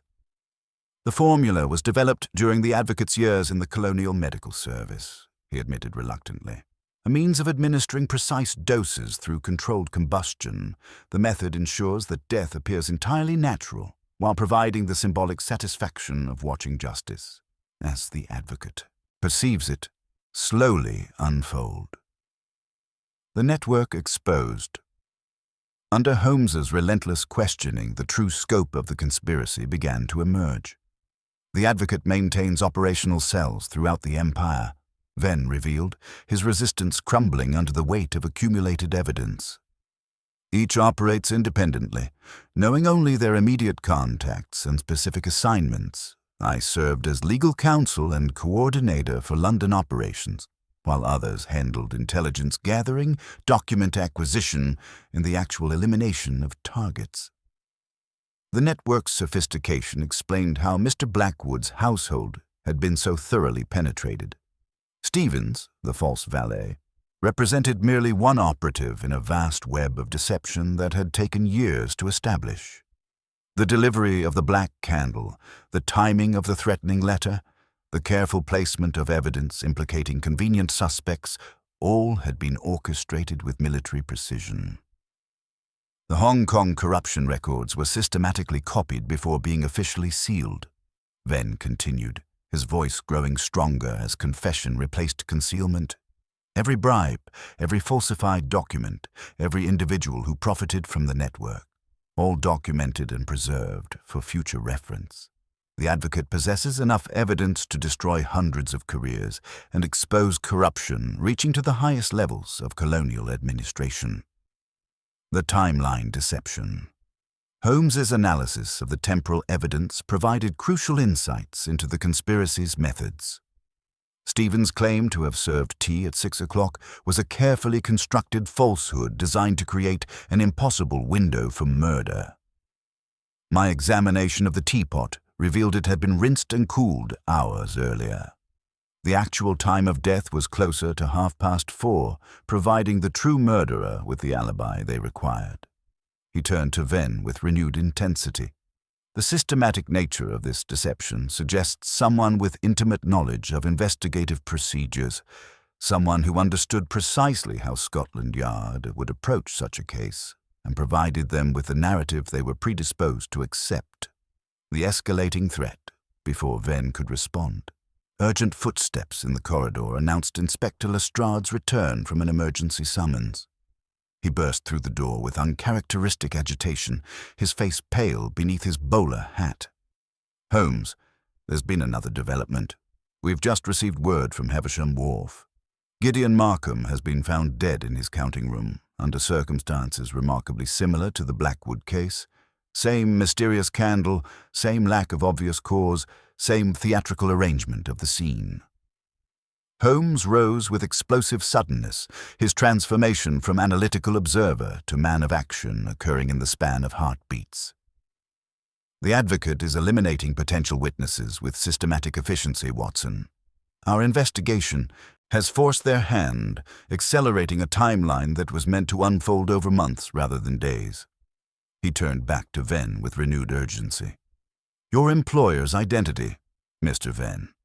The game has moved beyond careful maneuvering into open warfare, and I require that information immediately." But Venn had withdrawn into terrified silence, his earlier cooperation replaced by the paralysis of a man caught between equally deadly alternatives. The purple stains upon his hands seemed to mock our efforts as he sat mute, his pale eyes reflecting the knowledge that revelation might prove as fatal as concealment. The web tightens. As we prepared to depart for the scene of this latest atrocity, Holmes's expression grew grimly thoughtful. "We are dealing with someone who possesses not merely murderous intent, Watson, but the patience and resources to conduct a systematic campaign of retribution spanning continents and decades. The colonial corruption network that Mr. Blackwood helped expose has generated an enemy whose dedication to revenge transcends ordinary criminal motivation." The fog swirled about us as we emerged from Scotland Yard into the grey London afternoon, and I sensed that our investigation had penetrated to the heart of a conspiracy whose full dimensions remained tantalizingly beyond our grasp. The advocate's web was indeed tightening, but whether it would ultimately ensnare the guilty or the innocent remained to be seen. Holmes had forced crucial revelations from our purple-stained prisoner, yet the mysterious architect of this elaborate campaign remained safely hidden behind layers of deception and misdirection. The candle had burned at both ends, as promised in that cryptic threat, but the light it cast was only beginning to illuminate the shadows where true justice and calculated vengeance had become indistinguishable. The game was approaching its climax, and I could not escape the feeling that the next move in this deadly chess match would determine not merely the fate of individual players, but the very nature of justice itself. The counting room at Havisham Wharf presented a tableau of calculated malevolence that bore the unmistakable signature of our mysterious advocate, yet something in its very perfection troubled Holmes's analytical mind. Gideon Markham sat slumped over his ledgers in an attitude identical to that in which we had discovered Blackwood, his weathered features bearing that waxy pallor we had come to associate with the exotic murder method. The familiar medicinal odor hung in the cramped chamber like an accusation, while another black candle sat upon the desk, its flame casting shadows that seemed to dance with malevolent purpose. Holmes moved through the scene with the methodical precision of a master craftsman examining a rival's handiwork, his keen grey eyes cataloguing every detail while his analytical mind constructed and discarded theories with ruthless efficiency. The fog pressed against the grimy windows, transforming the Thames beyond into a grey void that seemed to swallow both sound and hope. The counterfeit revealed. "Observe, Watson," Holmes murmured, producing his magnifying glass to examine the black candle with extraordinary care.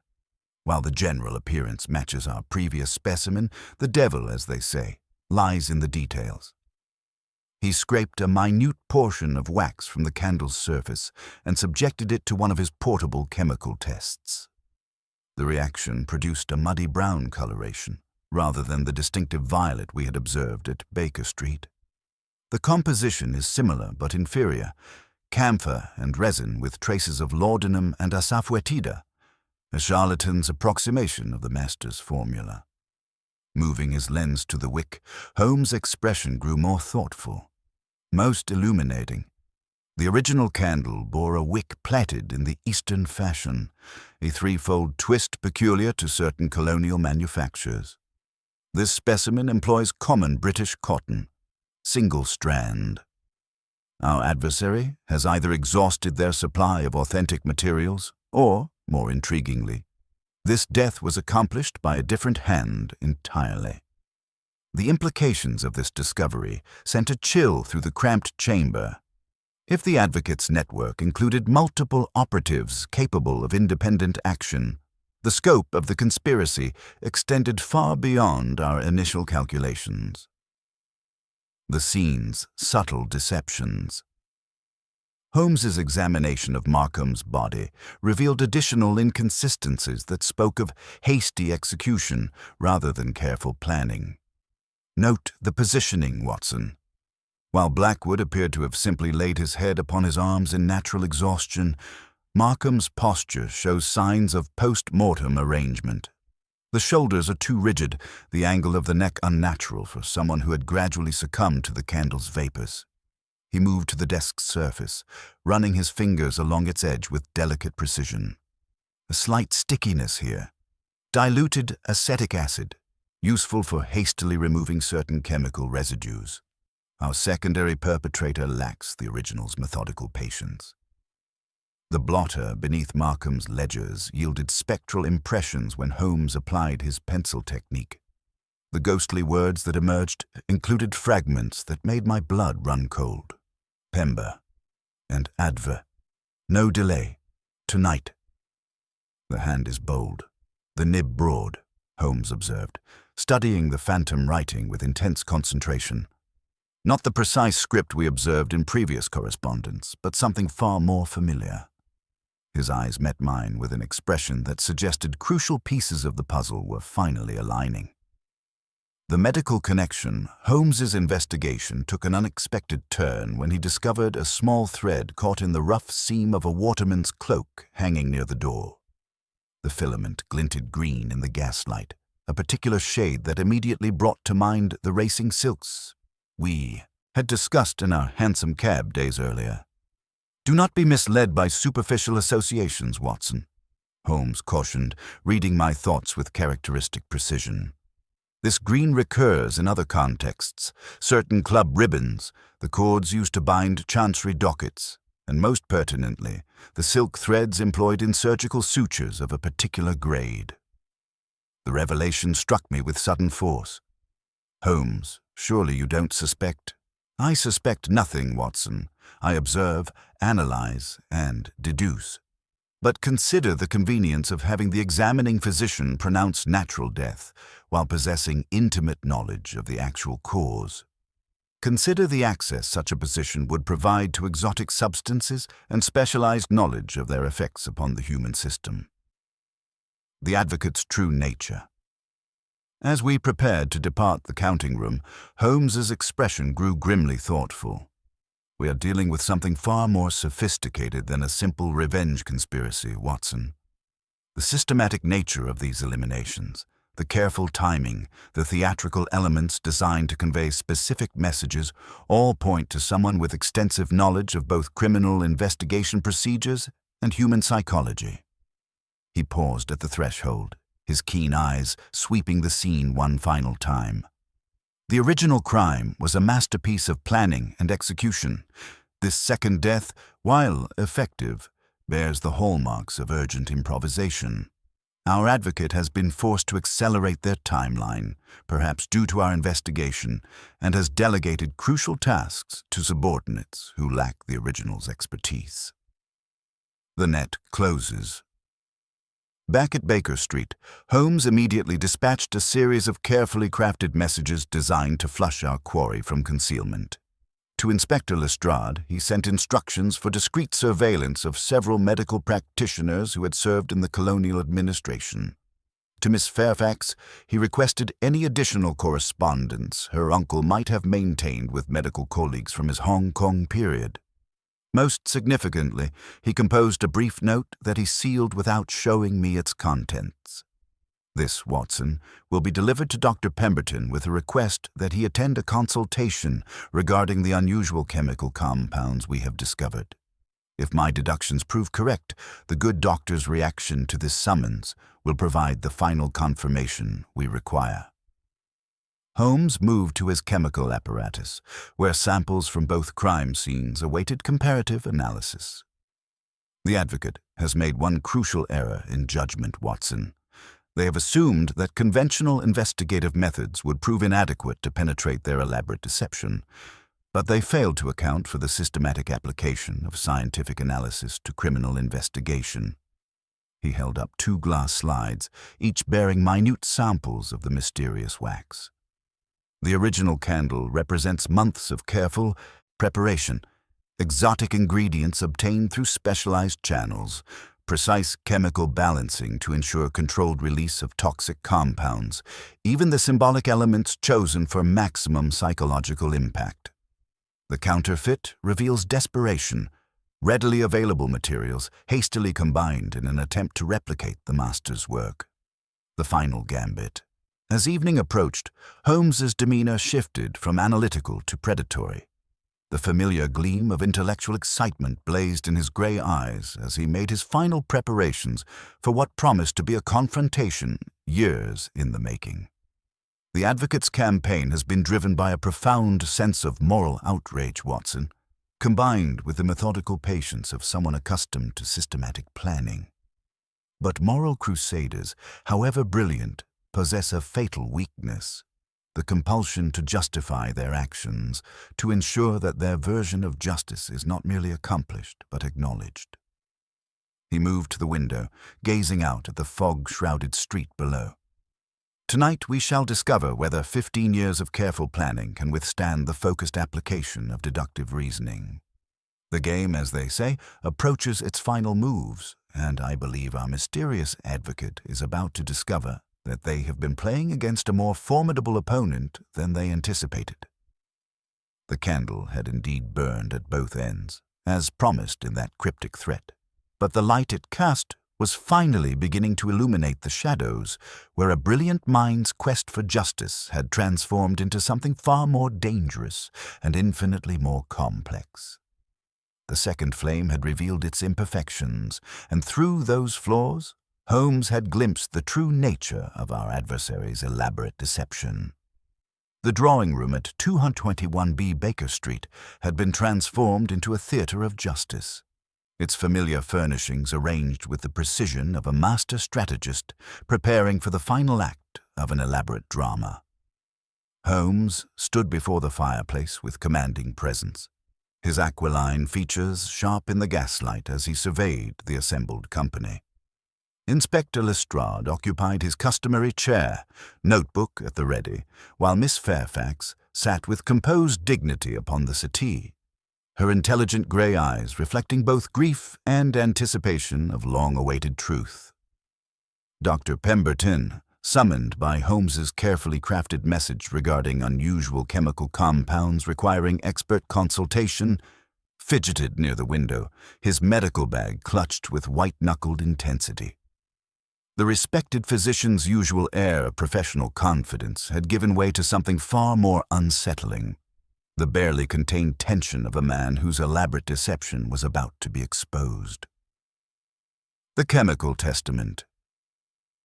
"Ladies and gentlemen," Holmes began, his voice carrying that particular resonance that commanded absolute attention, "we have been witnesses to one of the most sophisticated campaigns of retribution in the annals of criminal investigation. What appeared to be a simple case of sudden death has revealed itself as the culmination of years of methodical planning and systematic justice, or what its architect perceived as justice." He moved to the evidence table, lifting the original black candle with reverent care. "This remarkable instrument represents months of careful preparation. My chemical analysis has revealed a composition of extraordinary sophistication. Belladonna, wolfsbane, and cinchona bark, combined in precise proportions to create a slow-acting respiratory poison. When burned, these compounds release vapors that induce gradual paralysis while maintaining consciousness until the final moments." Holmes produced 2 glass slides from his portable testing kit, applying a delicate solution to each. One bloomed with a distinctive greenish tinge, while the other remained unchanged. A simple test, but illuminating. The positive reaction confirms the presence of specific alkaloids found only in our original candle. The negative control, taken from the crude counterfeit discovered at Markham's scene, reveals the inferior nature of that second attempt. The timeline deception. Exposed Holmes's grey eyes swept the assembled company with penetrating intensity. The method required not merely chemical expertise, but intimate knowledge of investigative procedures and access to the crime scene after initial discovery. Dr. Pemberton, your examination of Mr. Blackwood was indeed thorough. Thorough in concealing rather than revealing the true cause of death. The physician's face had grown ashen, yet he remained silent, his hands trembling as they gripped his medical bag. "Stevens, our vanished valet, claimed to have served tea at 6 o'clock precisely," Holmes continued. "Yet my examination of the teapot revealed it had been cold for hours, with no evidence of recent use. The actual time of death was closer to 4:30, a crucial discrepancy that provided our true murderer with the perfect alibi." Holmes moved to his chemical apparatus, where samples from both crime scenes awaited final comparison. "You see, Dr. Pemberton, Stevens's false testimony served a dual purpose. It created an impossible window for external murder, while establishing your presence elsewhere during the supposed time of death. But the physical evidence tells a different story entirely. The candle's deadly secret, the threatening letter, spoke of a candle burning at both ends," Holmes explained, examining the mysterious weapon with his magnifying glass. This was not mere poetic metaphor, but literal description of the murder method. "Observe the base of this candle, charred and blackened, indicating a second wick concealed within the wax itself." He demonstrated with a thin probe, revealing the hidden wick embedded in the candle's foundation. 2 sources of combustion, ensuring controlled release of the toxic compounds over an extended period. The victim would experience gradual onset of symptoms, weakness, disorientation, eventual respiratory paralysis, while remaining conscious enough to contemplate their perceived sins. Holmes's analysis continued with methodical precision. The cinchona bark served multiple purposes, masking the acrid scent of the more dangerous compounds while providing that distinctive medicinal odor that witnesses reported. The wick, plaited in Eastern fashion, ensured controlled combustion that released the alkaloids at precisely calculated interval. The method revealed. But the true sophistication lay not in the weapon itself, but in its deployment, Holmes observed, his voice taking on that analytical cadence I knew so well. Dr. Pemberton, your position as examining physician provided perfect cover for the crime's execution. You could ensure a verdict of natural death while possessing complete knowledge of the actual cause. He produced a series of documents from his evidence case. My investigation into your background revealed extensive colonial service in Hong Kong, where you witnessed firsthand the corruption network that Mr. Blackwood's magistrate court ultimately exposed. Your medical credentials granted access to exotic compounds and specialized knowledge of their effects upon the human system. Holmes moved to examine Dr. Pemberton's medical bag, lifting it with the delicate respect he reserved for dangerous artifacts. With your permission, Doctor? When no objection came, he opened the case to reveal its ordered contents: stethoscope, scalpels, a small atomizing device, and most significantly, several lengths of green silk suture thread. This particular gauge of silk is not available through civilian medical suppliers, Holmes noted, holding the thread up to the gaslight. It requires military authorization, evidence of your continued connection to colonial medical services. More importantly, a fiber of identical composition was discovered at Markham's crime scene, providing irrefutable physical evidence of your presence. The motive. Unveiled. Holmes's expression grew more thoughtful as he delved into the psychological landscape underlying the conspiracy. Your transformation from healer to destroyer was gradual, Dr. Pemberton, driven by profound moral outrage at the systematic corruption you witnessed in Hong Kong. Mr. Blackwood, despite his efforts as magistrate, ultimately failed to bring complete justice to men like Markham, who continued to profit from their illicit dealings. The physician finally spoke, his voice carrying the weight of years of accumulated grief and rage. You understand nothing of what we witnessed, Mr. Holmes.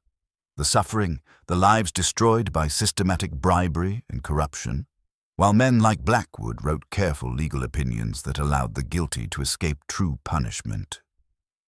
I understand more than you might imagine, Doctor, Holmes replied with unexpected gentleness. But the moment you appointed yourself judge, jury, and executioner, you abandoned the very principles of justice you claimed to serve.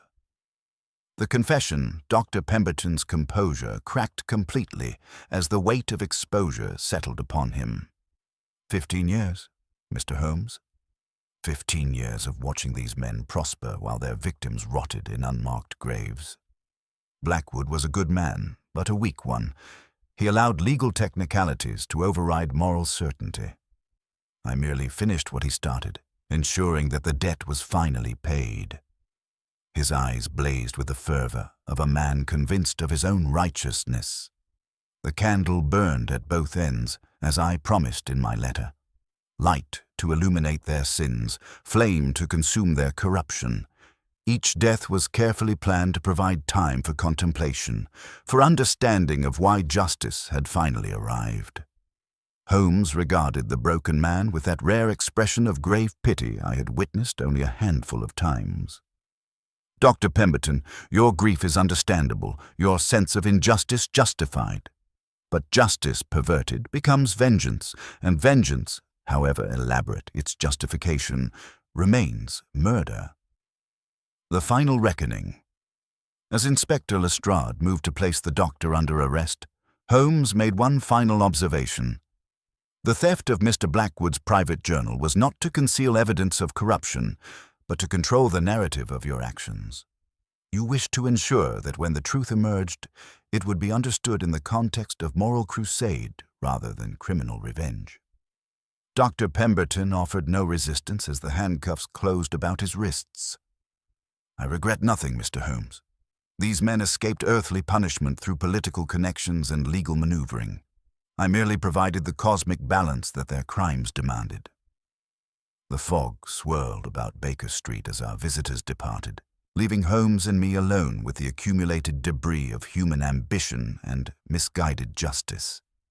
The mysterious advocate had been revealed at last, not as some shadowy criminal mastermind, but as a respected physician whose quest for justice had ultimately consumed the very principles he sought to serve. Epilogue. A brilliant mind corrupted by grief and moral outrage, Holmes observed, settling into his chair with evident exhaustion. One cannot help but admire the sophistication of his methods even while deploring their application. The case of the candle that burned at both ends had reached its conclusion, but the questions it raised about justice, revenge, and the thin line between them would linger long after the fog had lifted from London streets.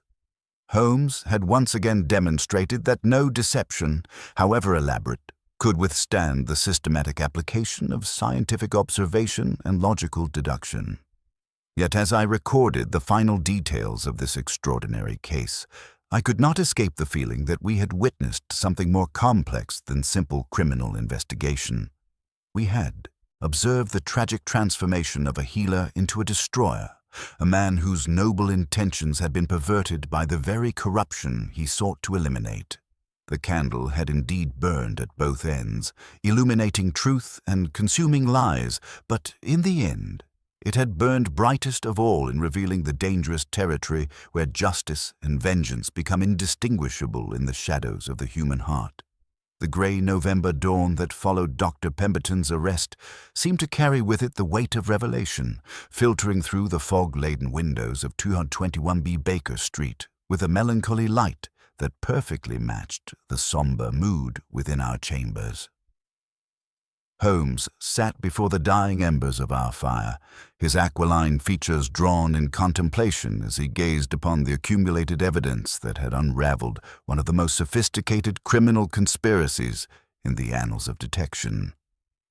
The morning papers, delivered with Mrs. Hudson's characteristic discretion, bore sensational headlines about the candle killer and the colonial conspiracy.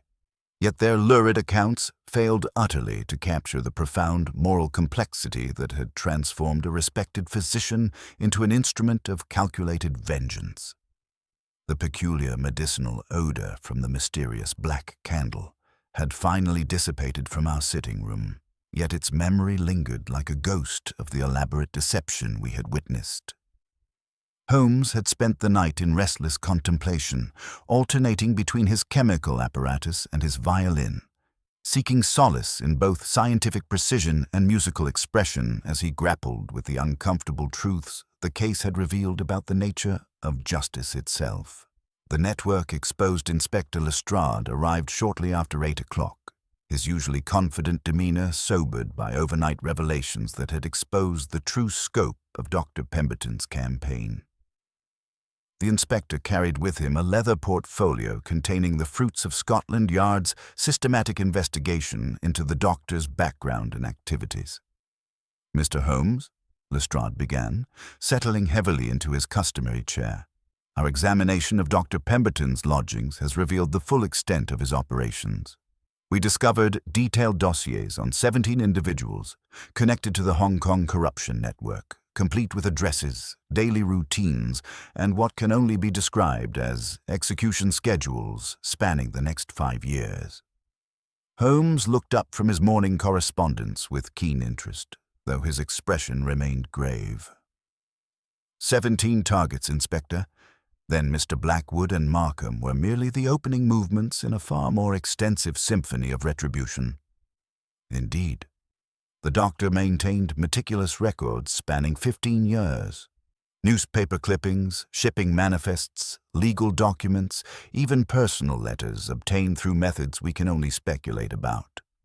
His private study resembled nothing so much as a military, Intelligence Center with maps of the empire, photographs of his intended victims, and detailed timelines charting their movements across continents. Lestrade produced a leather-bound journal from his portfolio, its pages bearing the careful script of a methodical mind. This was concealed behind a false panel in his desk, Dr. Pemberton's personal account of what he termed the Great Reckoning. The entries detail not merely his plans for systematic elimination, but his psychological justification for each death. He genuinely believed himself to be an instrument of cosmic justice, correcting the failures of earthly courts. The advocate's philosophy. Revealed Holmes accepted the journal with the reverence due to a significant historical document, its pages revealing the gradual transformation of a healer's mind into that of an executioner. The early entries, dating from Pemberton's colonial service, documented legitimate outrage at witnessed corruption and systematic abuse of power. But as the years progressed, his writing revealed an increasingly obsessive focus on retribution and an elaborate philosophical framework justifying vigilante justice. "Listen to this passage, Watson," Holmes read aloud from an entry dated 3 years earlier. "The law, in its majestic equality, forbids rich and poor alike to steal bread and sleep under bridges. But what of the law's majestic blindness to systematic corruption that destroys thousands while enriching the few? When earthly justice fails, divine justice must manifest through mortal instruments.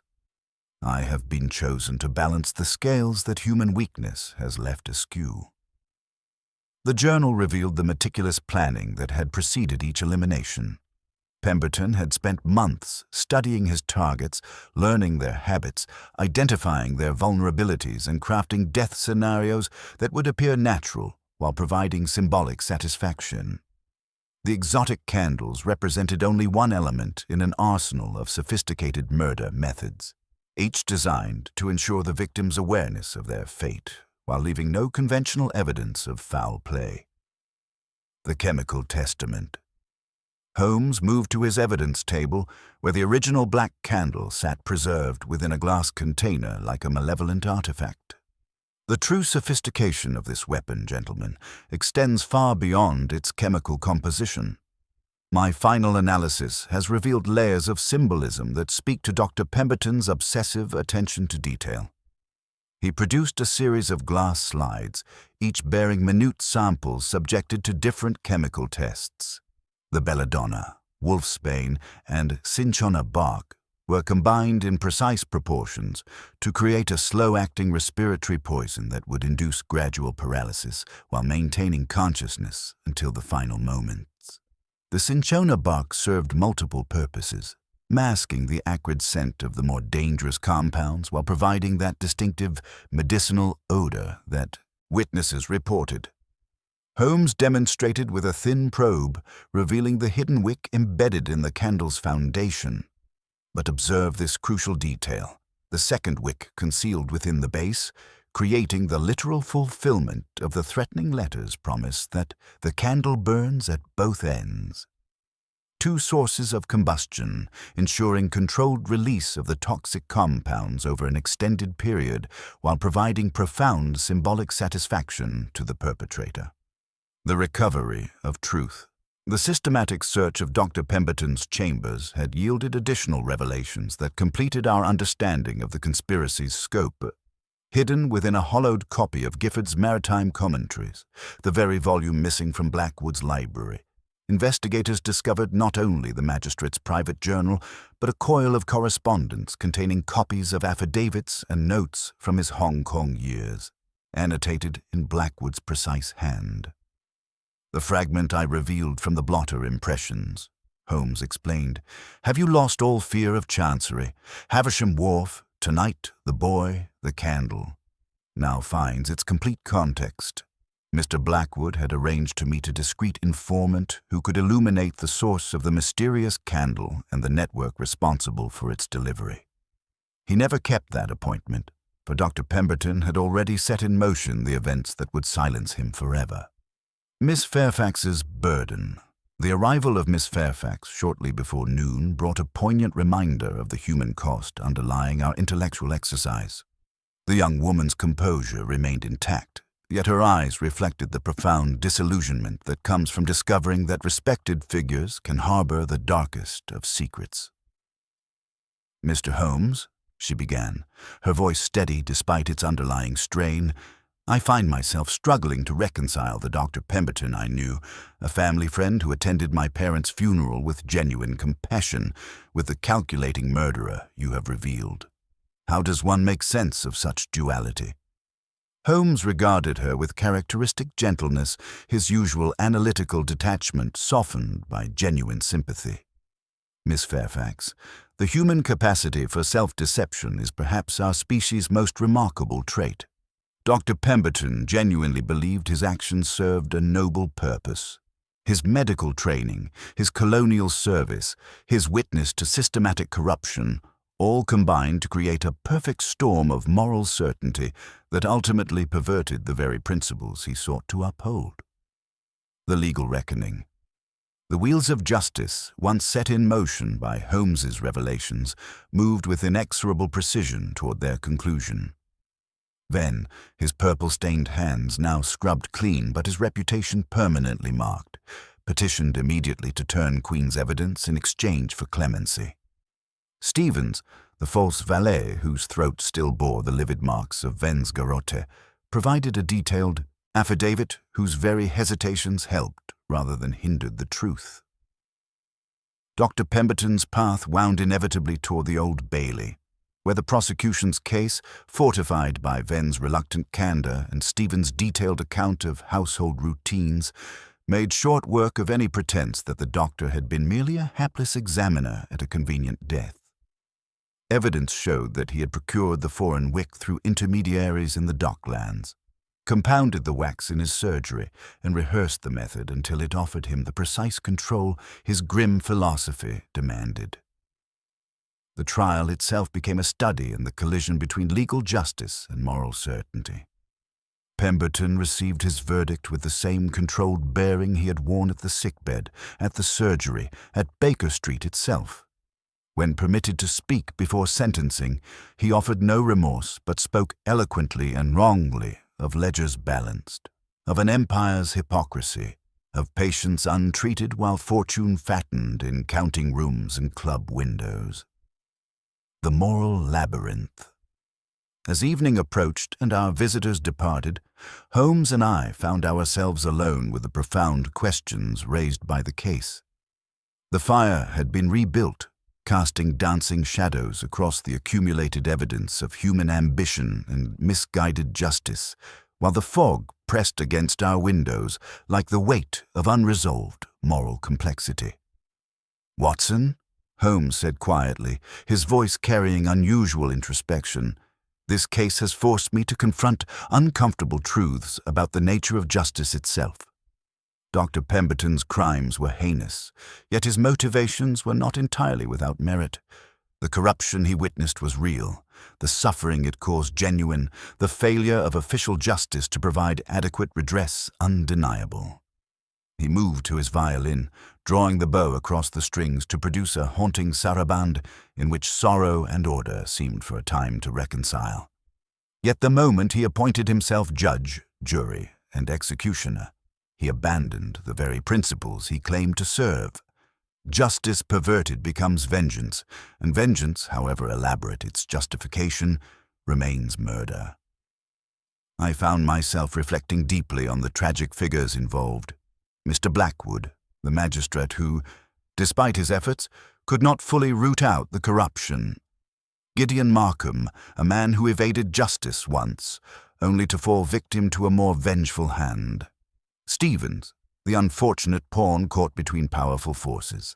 And young Finn O'Rourke, an innocent life extinguished to maintain the secrecy of a terrible plot. Each life represented a ripple in the dark current of Pemberton's long-simmering revenge. The final resolution. On a soft, wet afternoon some days later, Holmes and I walked to a small churchyard southeast of the borough, where a modest stone had been set by anonymous hands above the boy's resting place. A sprig of laurel had been tucked there. Who placed it, I cannot say.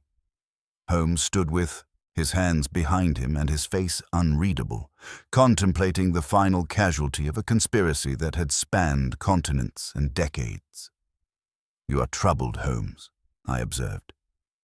"I am engaged, Watson," he returned quietly, "in the one field of inquiry where logic yields least comfort, the region where law, justice, and mercy intersect and part. Our doctor possessed the method of a scientist and the zeal of a prophet. The first made him formidable, the second made him dangerous. When a man persuades himself that his conscience is infallible, he has but moved the tribunal from Westminster to his breast." Epilogue. Back at Baker Street that evening, Holmes returned his chemical apparatus to its shelves and took up his violin once more. The melodies that drifted through our chambers spoke eloquently of the case's moral complexity, haunting airs that seemed to capture both the brilliance and the tragedy of a mind that had chosen vengeance over justice. When he had finished, Holmes laid the instrument aside and settled into his chair with a cigarette, his gray eyes reflecting the firelight as he contemplated the strange journey that had brought us from a simple case of apparent natural death to a revelation of systematic retribution spanning the empire itself. "Come, Watson," he said at last, with that sudden return to the prosaic that so often marked the end of his gravest cases. "You have been deficient in your duties. I observe that your pen is dry and your ink thickened. Remedy both, my dear fellow. The public will forgive us much, but not a slovenly hand." "And the title?" I asked, preparing my writing materials. His eyes flickered with a rare touch of humor, though shadows of the case's moral complexity lingered in their depths. "Why, give it the name it deserves, Watson. The case of She Lit a Candle. He was already dead. Light does not kill, my dear fellow. It merely shows us what darkness has done." The fog swirled about Baker Street as London settled into another grey evening, and I reflected upon the strange alchemy by which a simple household candle had illuminated one of the most complex moral puzzles we had ever encountered. The case was closed, the criminal apprehended, justice served, yet the questions it raised about the nature of righteousness and revenge would linger long after the fog had lifted from London streets.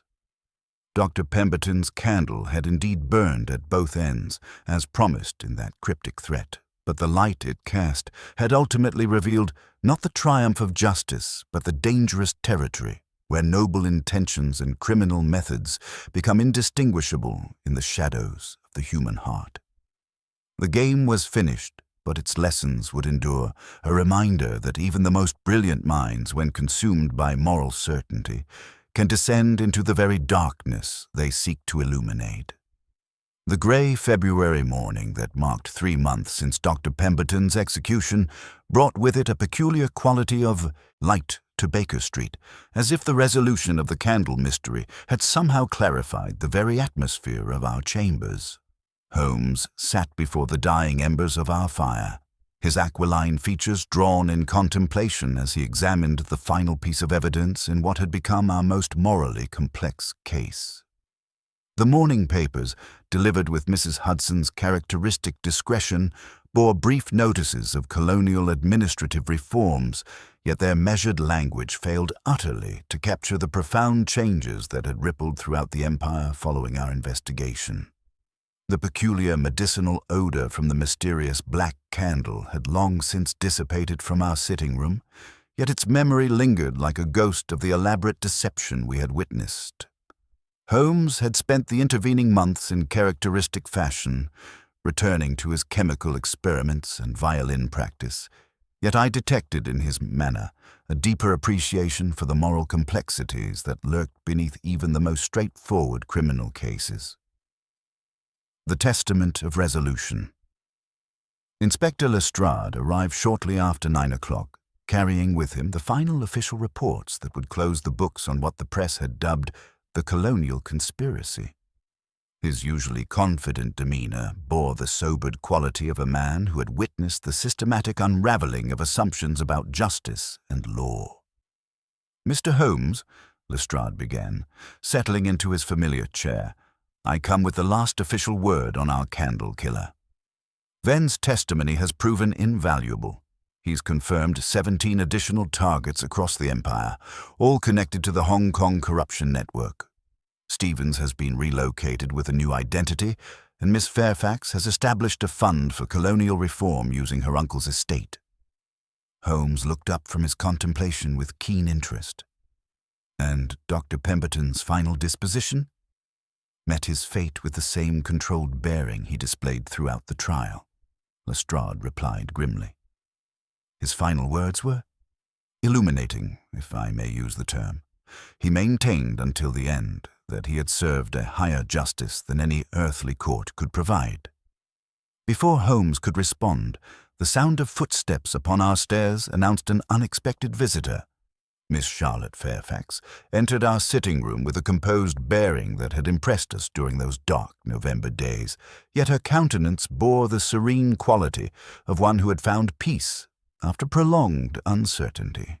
The magistrate's hidden strategy. "Mr. Holmes, Dr. Watson," she began, producing a leather portfolio from her reticule. "I come bearing the final chapter of my uncle's story. Documents that reveal not only the true scope of Dr. Pemberton's campaign, but my uncle's remarkable prescience regarding the danger he faced." Holmes accepted the portfolio with evident interest, his trained eye immediately detecting the quality of the leather and the precision of its construction.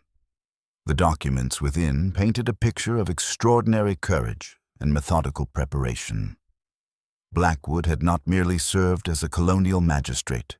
He had conducted a systematic investigation into the corruption network, maintaining detailed correspondence with reform-minded officials throughout the empire. Most significantly, he had identified Dr. Pemberton as a potential threat months before his death.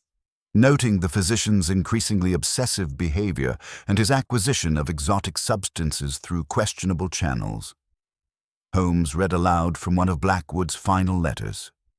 "My colleague, Pemberton, has become consumed by righteousness in its most dangerous form, the certainty that he alone possesses the moral authority to correct the failures of earthly justice.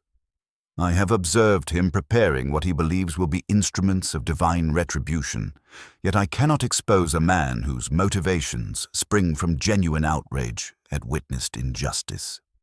Holmes's final analysis. Holmes moved to his evidence table, where samples and notes from our investigation remained carefully preserved. "The true sophistication of this case, Miss Fairfax, extends far beyond its chemical and theatrical elements. Your uncle understood something that Dr. Pemberton, for all his brilliance, failed to grasp, that justice perverted becomes vengeance, regardless of its noble origins." He produced his magnifying glass and examined several evidence slides with methodical precision. "Allow me to address the remaining mysteries that have troubled our investigation. The 4 wooden matches discovered in the wastebasket tell a complete story. 1 to light your candle upon discovery, 2 for the black candle's dual wicks, and the 4th for a crucial detail that exposed our perpetrator's presence after the initial alarm." Holmes demonstrated with a reconstructed timeline. Dr. Pemberton could not resist returning to perfect his theatrical tableau. The fleck of beeswax upon the desk, the soot cap on the mantel wick, these were the betraying traces of that return visit. He snuffed and relit the household candle to create the precise atmospheric effect he desired. Moving to his chemical apparatus, Holmes revealed the sophisticated analysis that had ultimately exposed the conspiracy. The original candle represented months of careful preparation. Exotic ingredients obtained through specialized colonial medical channels, precise chemical balancing to ensure controlled release of toxic compounds. The belladonna, wolfsbane, and cinchona bark were combined in proportions that would induce gradual respiratory paralysis while maintaining consciousness until the final moments. The network's true scope. Miss Fairfax's revelations confirmed the systematic nature of Pemberton's campaign.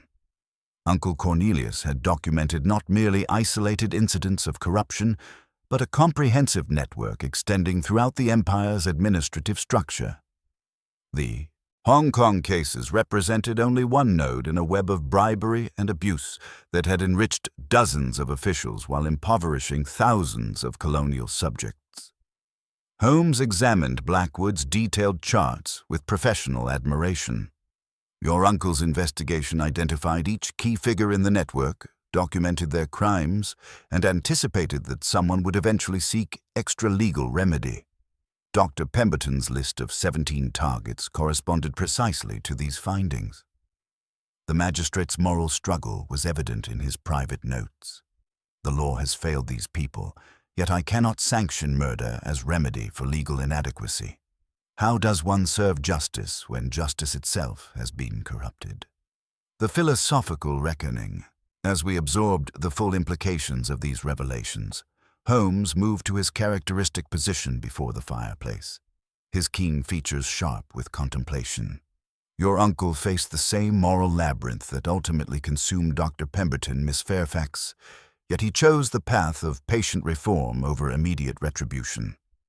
Holmes's voice carried unusual solemnity as he continued. This case has forced me to confront fundamental questions about the nature of detection itself.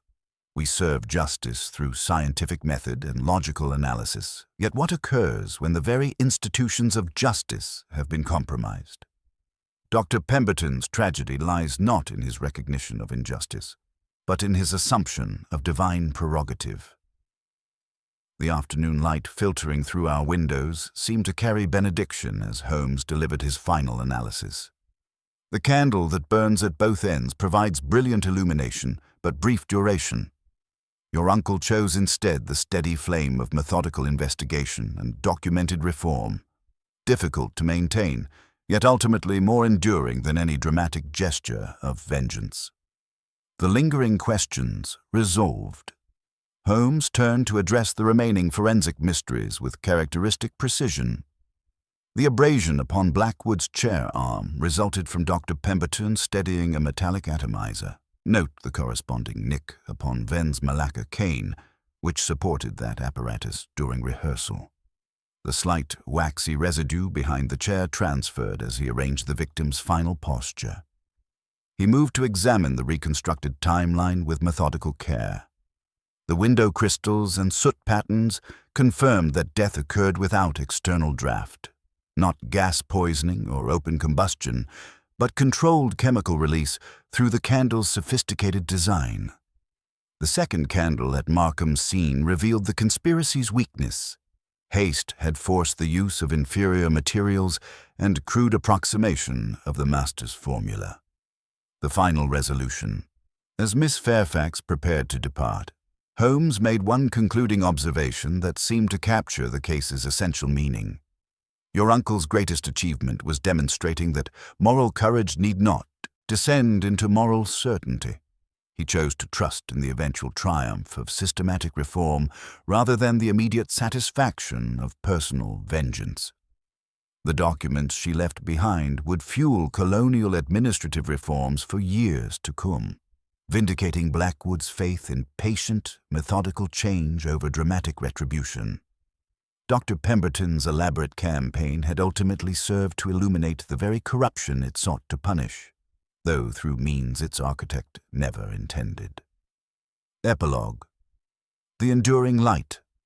As evening approached and our visitor departed, Holmes returned to his customary pursuits with renewed appreciation for the moral complexities underlying even the most straightforward criminal investigations.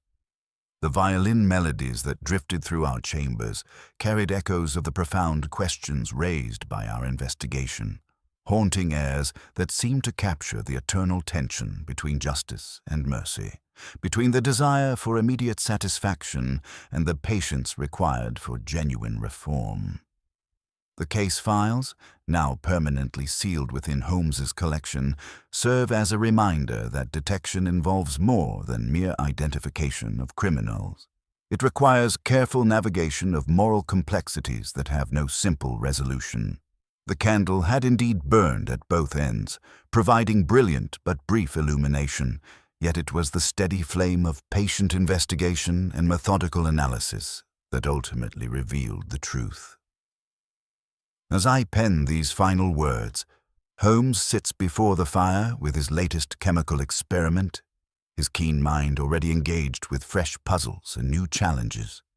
Yet I know that the lessons of the candle case will inform all our future investigations, a reminder that in the realm of human action, the brightest light often casts the deepest shadows, and truth, however painful, remains our most reliable guide through the moral labyrinth of criminal investigation. The soft knock at our door announces Mrs. Hudson with the Evening Post, and among the correspondence I detect the familiar urgency of a new case requiring our attention. Holmes looks up with that characteristic gleam of intellectual excitement, setting aside his chemical apparatus with the practiced ease of a master returning to his craft. "Come, Watson," he says, examining the latest appeal for our services. "The game, as they say, is eternally afoot. Light does not kill, my dear fellow. It merely shows us what darkness has done, and there is always more darkness to illuminate." Thus did the case of "She lit a candle, he was already dead" reach its final resolution, leaving behind not merely the satisfaction of justice served, but a profound meditation on the dangerous territory where noble intentions and criminal methods become indistinguishable in the shadows of the human heart.